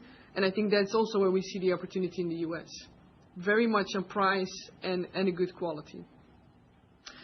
If we then look to what I said in my presentation, so we will start with the first 20 stores, and of course we will review that, but we have a clear business plan also for the US, which we're also going to monitor closely based on the performance in the US. So if I look at like-for-likes and considering your question, so how does that compare for the various vintages? Let me first repeat what I had in the presentation, saying that in the Netherlands, which is our oldest market, where we only opened 3 stores last year, our like-for-like for the country was actually above the average for Action in 2025. What I haven't shown you on the slides, but I have made a remark about it, is if you look at like-for-like across the vintages, I'm seeing positive like-for-likes across all vintages, and also the older vintages are performing in line with the more recent mature vintages. So these are the more recent vintages after this 3-year period that I've mentioned to reach maturity. Okay, thanks, Joost. Excellent. Thank you. We are now going to take our next question. And the question comes from the line of Gregory Simpson from BNP Paribas. Your line is open. Yeah, hi, good morning. Thanks for the presentation. 2 from my end. Firstly, could you, just given the current kind of macro uncertainty, could you remind us of the rough mix of more essential versus more discretionary items in terms of sales today? And then secondly, can you maybe talk a bit more about what you're thinking or budgeting for in terms of CapEx per store in the US and paybacks you're kind of thinking, just to kind of contrast with Europe? Thank you. Do you want to? So across our 14 categories, we bring everyday daily necessities. We define the level of daily necessities based on the customer needs. And next to that, we're bringing newness in the form of seasonality and in certain categories. And if I look at the financial model that we've made for the US, let me first say that I've emphasized the fact that we have very consistent financials across our markets in Europe, but it's also true that there are nevertheless differences per country, and they are sometimes explained by cost levels, for instance in construction, but could also be in certain P&L lines. And usually that is then also reflected in pricing as well as in income levels. And just as 2 examples, and Haji mentioned them, we've entered Switzerland and Romania this year, and the 2 countries are obviously different, and that reflects in our financial model as well. So having said that, we've made a model for the US that needs to be refined, and it will be refined based on the results that we're going to have in the first stores. The model works. I'm not going to give a lot of detail about these differences. I can say that the CapEx per store that we expect is on the high end of what we have seen so far in Europe. It's fair to say in Switzerland that you've seen much higher CapEx, and you've not moved very far away from your payback period. Okay, thanks, Gregory. We are now going to take our next question. And the questions come from the line of Haley Tam, UBS. Your line is open. Morning. Thank you for the detailed presentation and for taking my questions. If I could ask a few. To start with the US as well, thank you for the clear framework on the cost over 26 to 30 in the store rollout. Can I just confirm, is this a gross cost we're talking about here or a total P&L loss? And is there any guide you can give us in terms of the phasing over the 4 years and when you might expect the US to be profitable? Second question, just in terms of the EBITDA margin for Joost. Thank you for all the detail on the moving parts. There's lots for us to think through. But can I take away that maybe 4 to 5% like-for-like we're expecting this year is a good enough level to support at least a stable EBITDA margin, as you said, this year on an ongoing basis? And then the final question, if I may, just on like-for-like growth being stable in H1 and then to improve as your actions start to have benefit, particularly in France. Can you give us an indication of what you're planning for or expecting in terms of the intensity of competitive pricing? Is it to stay at the current level or perhaps to normalize from here? Thank you so much. Yes. Why don't you take the first bunch, the gross cost point, over 4 years, the U.S. profitability, et cetera, and the EBITDA margin, then maybe you could talk about the pricing in France. So the amount that Hajir has given for the total investment in your terms, as I understand your question, Haley, I would say that it is a gross amount. So it does include inventory. It does not include accounts payable. So in that respect, I would say it is gross. I'm going to be careful about saying something on your question of when will you reach profitability in the U.S. Hajir has explained that we're building a team there. She's also mentioned the fact that we'll have a buying group in the U.S., which is different from how we expand in Europe. That means that looking at the store base, we will have a relatively higher costs for the country office. And that will also mean that we will reach profitability at least later than when you compare to our European expansion. Then, in respect of your question about EBITDA margin, is a 4 to 5% level of like-for-like sales growth enough to give a stable margin? The answer is yes. In fact, last year, I mentioned that at this level, we should even be able to have a slight increase. The reason that is not the case, or that in the guidance that I gave, that is not the case, I've also explained, and that is the fact that we're investing in lower prices and promotions this year, which means that we expect a lower gross margin. You want to talk about the French pricing, et cetera?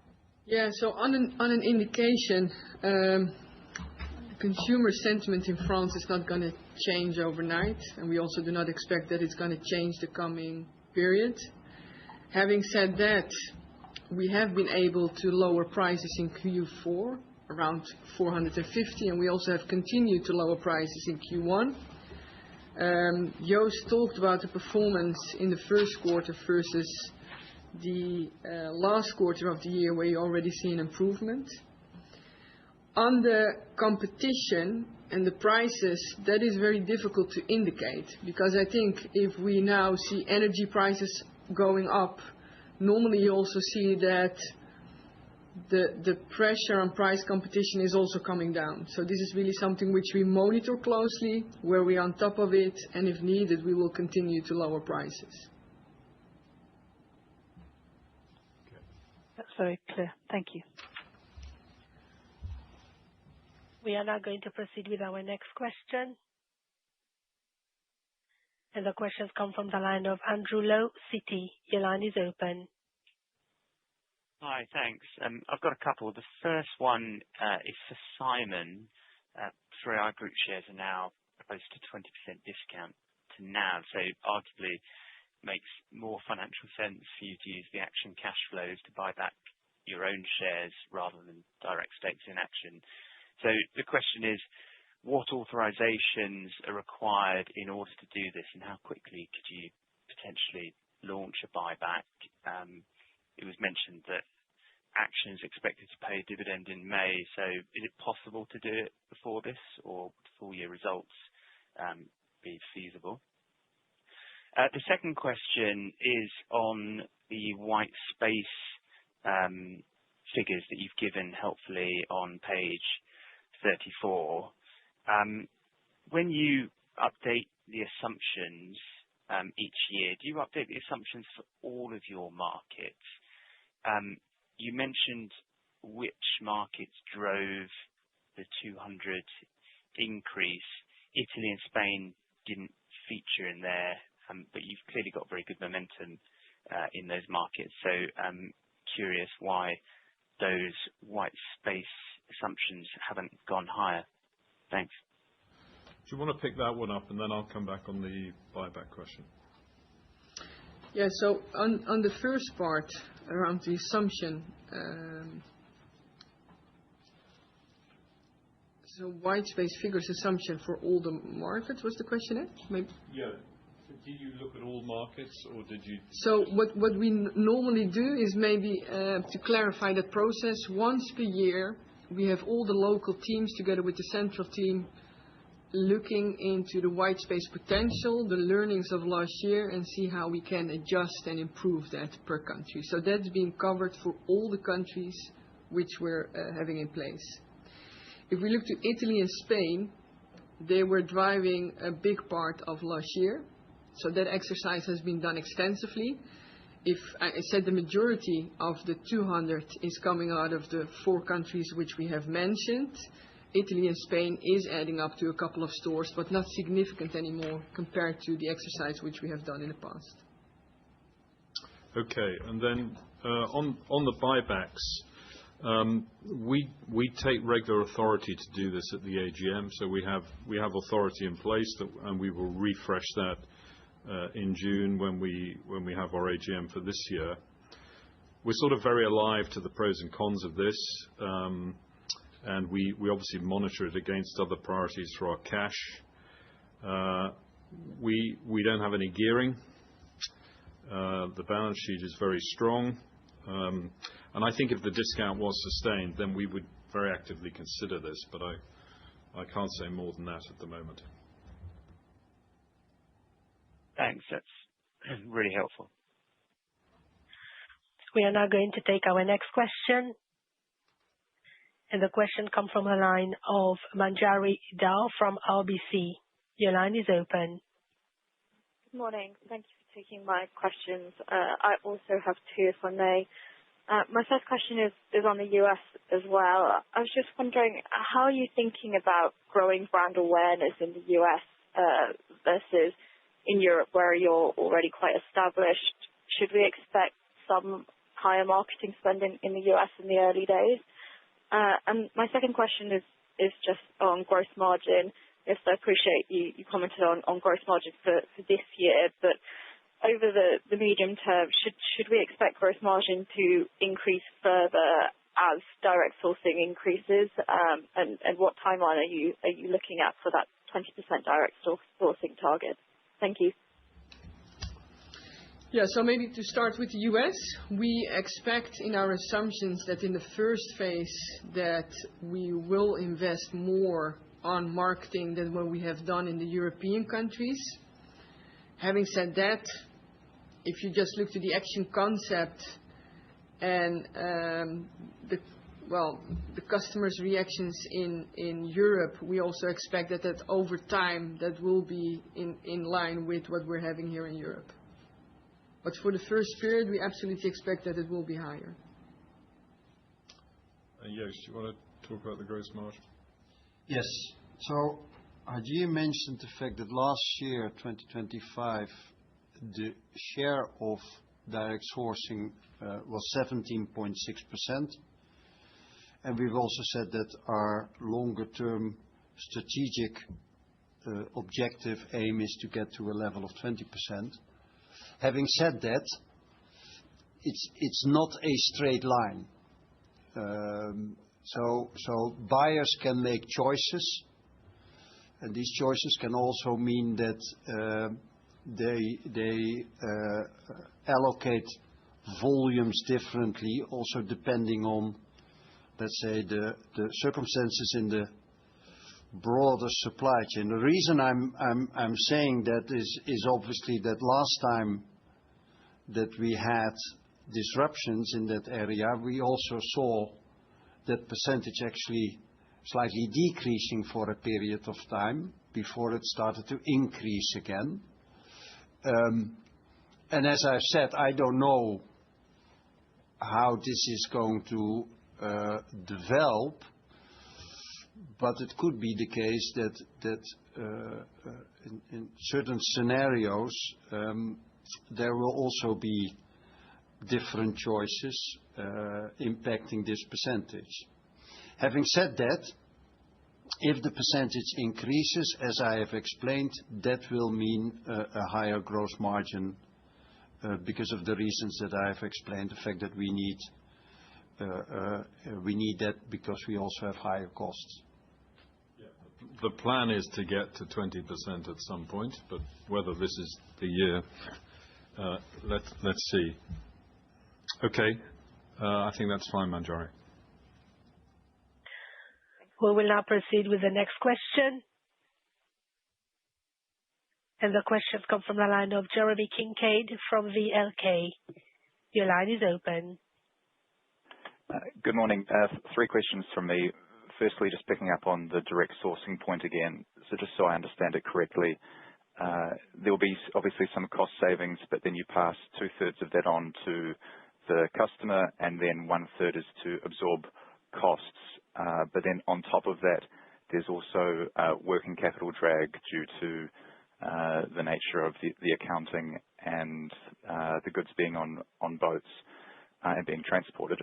So does that mean your cash conversion will deteriorate as you do more direct sourcing, or is that working capital effect calculated in that 1/3 absorb cost bucket?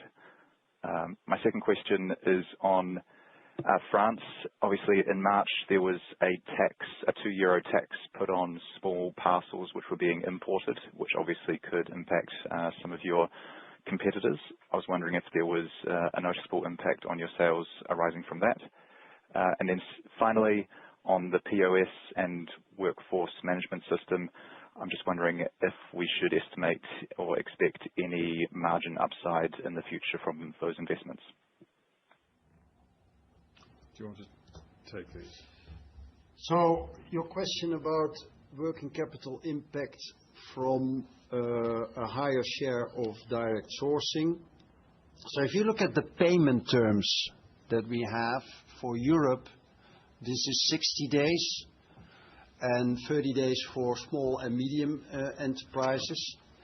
For direct sourcing coming from East Asia, it is 120 days. So that kind of offsets, if you like, what I've explained about the fact that it's earlier in our inventory. Migrating POS and workforce management, I do not expect a improvement in EBITDA margin coming out of these. POS is very much driven by end of life of our previous product and migrating to a more modern, but in terms of functionality, at the beginning it's offering more or less the same, and the same is true for the workforce management system. I think the only other question is in relation to the €2 tax small parcels. Any impact? No, so I think that we see tax increases across different countries, and we just take that into account so that it's not impacting in a different way. Okay, thank you. We will now take our next question. And the question comes from the line of John Perez, Kepler Cheuvreux. Please ask your question.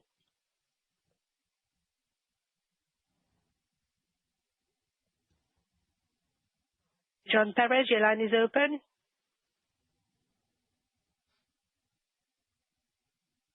Hello. Yeah. Can you hear me? We can hear you, yeah. Yeah. Great. Thanks. Thank you for the presentation. So you've mentioned repeatedly that new store openings are receiving a very warm welcome. I'm keen to hear if you are seeing that those new stores are reaching a mature level of productivity or of sales faster than in the past. So that's the first question. And then on the US, to what extent do you expect to use similar or different sourcing model approach as in Europe? Thank you. Do you want to take the first, Joost, and Hajir take the second? Yeah. So if I understand the first question correctly, you're saying because we have a higher awareness in some of the newer markets from day one, does it also mean that the stores reach maturity faster? And could be the case for some of the very early stores. But if I look at the newer countries overall, that is not really the case. So we're still seeing comparable ramp-ups versus the market of a couple of years ago. So on the US, we of course are planning to use our own supplier base. We of course are using to also use our supplier base in Asia. And next to that, we also will make sure that we have teams in place to source locally. So that's going to be kind of the mix of how we're going to approach it in the US. Okay, thank you. I am showing no further questions, so I will now hand over to Silvia Santoro, 3i's Group Investor Relations Director, to address the written questions submitted via the webcast page. And how much overlap do you expect between the European and US assortment? Well, so our assumption now in this stage is that around 40% will be quite similar and 60% will be different in the US. And we've had a lot of questions on the current risks driven by geopolitical uncertainty and specifically also about energy costs increases. So what is the management team doing to mitigate some of these risks? Well, so how I'm looking now to the situation and everything what's happening around us in terms of energy prices going up, well, as Joost was explaining, we see it now in the fuel cost, which is still very limited if you look to the total cost. If this is going to take longer, it of course can have a potential risk on sourcing. But having said that, it is fair to say that we have a healthy stock level already in terms of everything what we are sourcing from the Far East, and that has also to do with the early Chinese year. So we have shipped a lot of our products already last year and early this year. So for this year, it's not really a risk. And at the same time, I think we had similar situations and challenges around the COVID period and the war in Ukraine, where we also really were benefiting the flexibility of the format, also using our different sourcing approaches, including our wholesalers in Europe. And I think this is also coming back to the point of Joost referring to the direct sourcing or target. I think that the flexibility in the format really allow us to make different choices as we are continuing. Following up from that, can you give a bit more granularity as to what percentage of the sourcing mix is China, India, and Europe? So around 50% is China. I would say 47% Europe and like 3% India. Moving on, we've had a lot of question on the competitive situation across Europe, and they have different tags. So some are talking broadly about pan-European competition from Temu, some are asking specifically about France and whether it's still driven by Leclerc. So could you comment on the French situation and the pan-European situation more broadly? So, as I also explained during my presentation, price and having the lowest price is for us really a key element. So we are monitoring all the competitors across all the markets all the time. And as I said in my presentation, this is a dynamic process, so prices are changing every day. So that means that you could find the lower prices at a competitor, but at the same time, we're always acting. Online or offline players, it doesn't matter for us. And also promotion is something which we really are following very strict, and we're very much on top of that. If we look to France, and this is something which is not new if you look to the 33 years that Action is existing, sometimes supermarkets in a country start competing on price. And of course that is also something which we then take into account and where we're acting on. This is very much on promotion and in FMCG, so a very short period, but we are really on top of it. And that is also what we have shown in France. We have reduced more than 450 prices at the end of the year. And also in 2026, we have continued in France to reduce more than 100 prices. And at the same time, we also have done that across the other markets.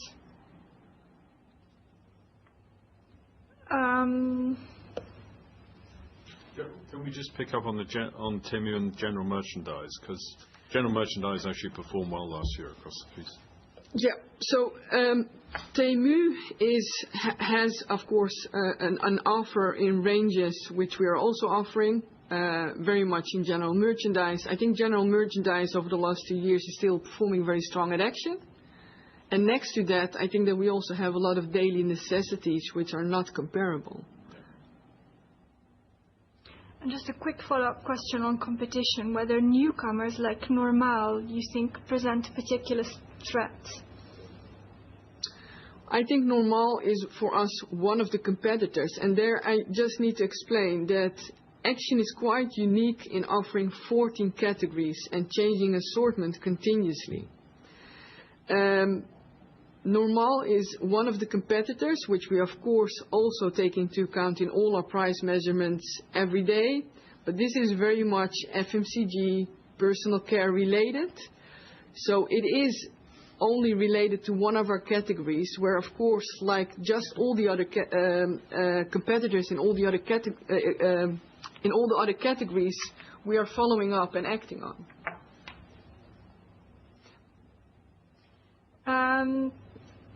The next question is on France.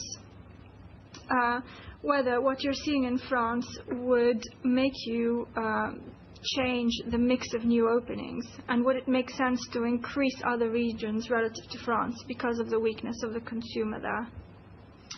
No, so I think our strategy is really to continue doing where we are very well at, and that is France has at this moment a low consumer sentiment, but we still really see the number of customers going up. We see that we have won the French prize for the 3rd time in a year. So for me, it is really making sure that we're focusing on lowering prices and offering the lowest price. And I really believe that also in France over time, we will see that sentiment changing. We still see a lot of potential in France. And at the same time, we're also opening stores in those countries where we see more positive trends. I mean, we had a couple of little videos on the presentation, one of which was an opening in Marseille last weekend or something, and you saw what was going on. It was mayhem. Absolutely. We now have some financial questions, and Can you guide on the impact of weather on the Q1 like-for-like, and what the underlying performance excluding that is? So I can say directionally that the weather hasn't helped, especially in period 2 or February. I cannot put a concrete number on that. The next question on financials is that you have a gross margin range of 30 to 50% roughly, depending on category. And can you elaborate on what that might be on an SKU level? So within a different category, are there lots of, is there a big range at an SKU level? Yeah, so what we are doing all the time is setting the prices in the market, making sure that we are the lowest everywhere. In some of the markets, the competition on certain SKUs is bigger than other markets, and that means that you need to accept a lower margin. What is important to mention is that on all the items, we're making a healthy margin. So there is not one loss-making item in our store, and that is also not needed if you look at the flexibility of what we are offering. But of course, if you look to the margins, it differs per SKU based on your competitive landscape. And sort of following on from that, it's a slight nuance on the question. Would you be willing to accept a lower gross and EBITDA margins if this were to drive higher like-for-like sales growth? I personally believe that if you just look to what we're doing, and also this year again, we're investing continuously in terms of offering the lowest price. And next to that, we again this year are investing extra margin to make sure that we can cope with all the challenges which we have faced at the end of the year. So I do not see any reason to change that whole approach. I mean, just to recount, in every country except for France, we're achieving good like-for-likes. And in France, as Gia has indicated, we've taken down quite a lot of prices, so we are using that flexibility that we have to tackle the situation in that given market. So we're seeing some follow-up on the guidance and drilling down a bit. And what level of like-for-like sales growth in 26 is needed to, one, maintain EBITDA margins and to expand EBITDA margin? So if like-for-likes were similar to 2025, should we expect the EBITDA margins to decline again? So just to start with that last part, so last year's like-for-like came in at 4.9. I've guided now between 4 and 5. And between 4 and 5 in combination with stable EBITDA margin. I mean, directionally, a higher like-for-like gives more operating leverage and obviously helps EBITDA margin and the other way around. But I can't give a concrete formula for that. Then a little bit of a challenging question on last year's EBITDA margin guidance. So the question is, surely you know when you're investing into price and promotions or changing the share of direct sourcing. And so why was this not in the EBITDA margin guidance when you gave it last year? So expecting a buffer because you're a respected and conservative team. And can we assume you have factored this in for 2026? I mean, to start with the last question, yes, we have factored everything that we know today in our guidance. And maybe I wasn't clear in my explanation about especially direct sourcing and the way it impacts our bottom line. So a normal situation is that is neutral. The reason it was negative last year is because we had the product longer in inventory and therefore had the higher handling and inventory costs, which I've phrased that as an opportunity, but it does mean that our planning hasn't been well enough, and if the point is that wasn't included in the guidance, I can confirm that. But that's also why I said that is an opportunity for the future. The next question is, does the EBITDA margin guidance include any expenses related to the US, and if so, how much? Everything that we spend on preparing is included in our P&L. That was also true, by the way, last year, and it is also true this year, and therefore it's also included in the guidance. And I can't give a specific number. A question on proximity sourcing, and what that means in terms of fuel burden. And so how would the increase in proximity sourcing impact your costs? Well, I think Joost has explained the overall impact of sourcing via wholesalers versus our direct import and the financial impact. It could be that the coming period will make some different choices. I think in terms of cost, it's only related to not having the stock in your DCs earlier.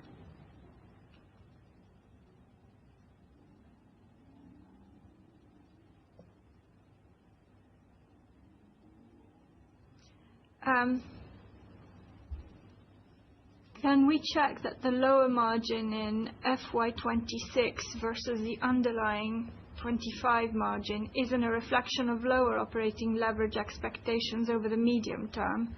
Do you still see margins expanding through the cycle? And the same question for like, do you still expect mid-single to high single digit like for like over the medium term, or is a lower like for like the sustainable level? So to start with the second question, so indeed we have given this mid to high single digit guidance for a multi-year period. If I remember correctly, this was 2024 until 26. 23 until 26. But we also always said that the difference between mid and high is also related to the level of inflation. So as we see it today, the guidance that I gave, 4 to 5%, is at the current level of inflation. When it comes to operating leverage, I will repeat my answer on one of the questions a moment ago. So in the guidance of this year is a positive from operating leverage, but there's also the impact of lowering prices and more promotions, which is a negative on the gross margin. And whether this will be repeating in later years, I think that is something that we will consider when looking at next year.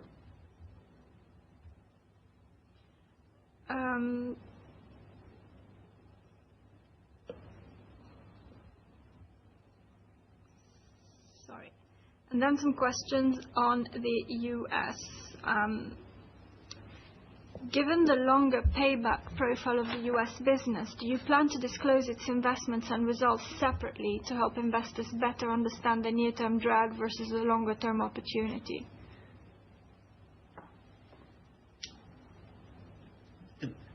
At a certain point, but that's not going to be early, obviously we will provide segment reporting, but that's certainly not going to be the case in the early years.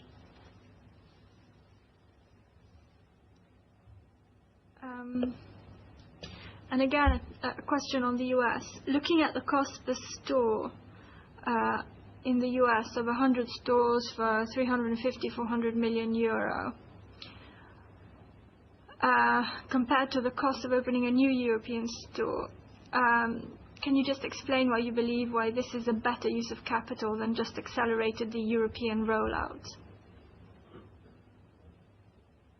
Yeah, so the amount I gave in my update around the US is not only related to stores. So this is going to be the full investment between 2026 and 2030 in building up the organization in the US, which in a different continent is going to require a different approach. And that means that we're talking about stores, we're talking about an organization, we're talking about building up your stock in a different way, and also putting a DC in place.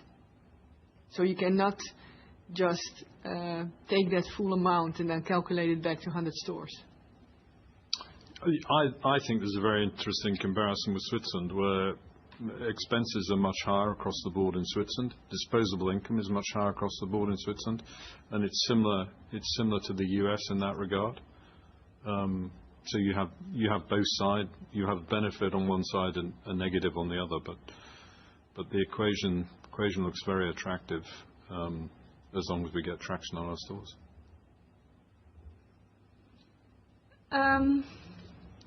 And this is a question about the current uncertainty. In a scenario where recent events in the Middle East drive a renewed inflationary backdrop in Europe, what would be the right framework for thinking about the impact on the consumer, particularly versus the experience that Action had in 2022 and 23 during the Ukraine-driven inflation shock?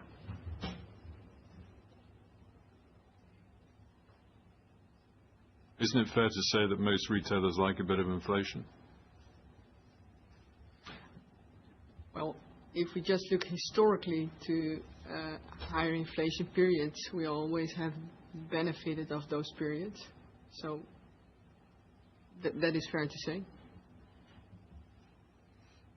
I would say that based on the experience, we know that our format is resilient and we can operate under different economic circumstances. Generally speaking, if a customer has less to spend, that is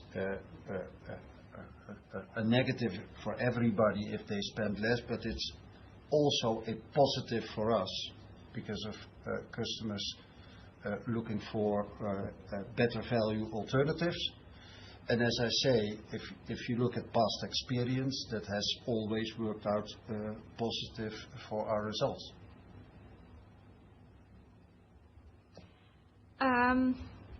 Again, another question on the US. Could you talk a little more about the competitive set and landscape in the states you will open in the US, North Carolina, South Carolina, and Georgia?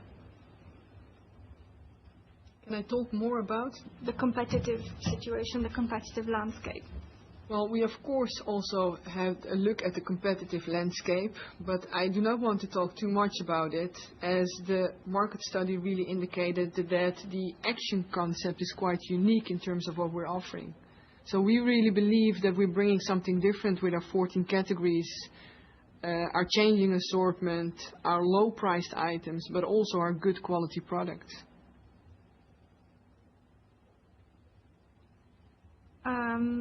Then we had another question on whether you will always focus on organic growth or also open to M&A. Until now, if you just look to what Action has done in the past and the potential we still have, then I think it is very much focusing on organic growth. Then we have a question on valuation. What would be the factors that would cause you to review the valuation formula for Action? It has been 18.5 times for a number of years. If like-for-like growth remains lower than in recent past, would that be a driver? Yeah, I think on valuation, we have a tried and tested valuation policy at 3i Group. You've heard about Action's absolute performance. We look at that against the competition, so we assess the relative performance and we look at the valuations in the marketplace. So our independent valuation committee will go through its usual process, and That'll be part of our 3i annual results in May. I think this is probably all we have time for. You want to do one last question, or is that it? That's it. Okay. Let me just say thank you, everyone. That concludes the Action Capital Markets Seminar for the day. We appreciate your attention. Have a good day. Bye-bye.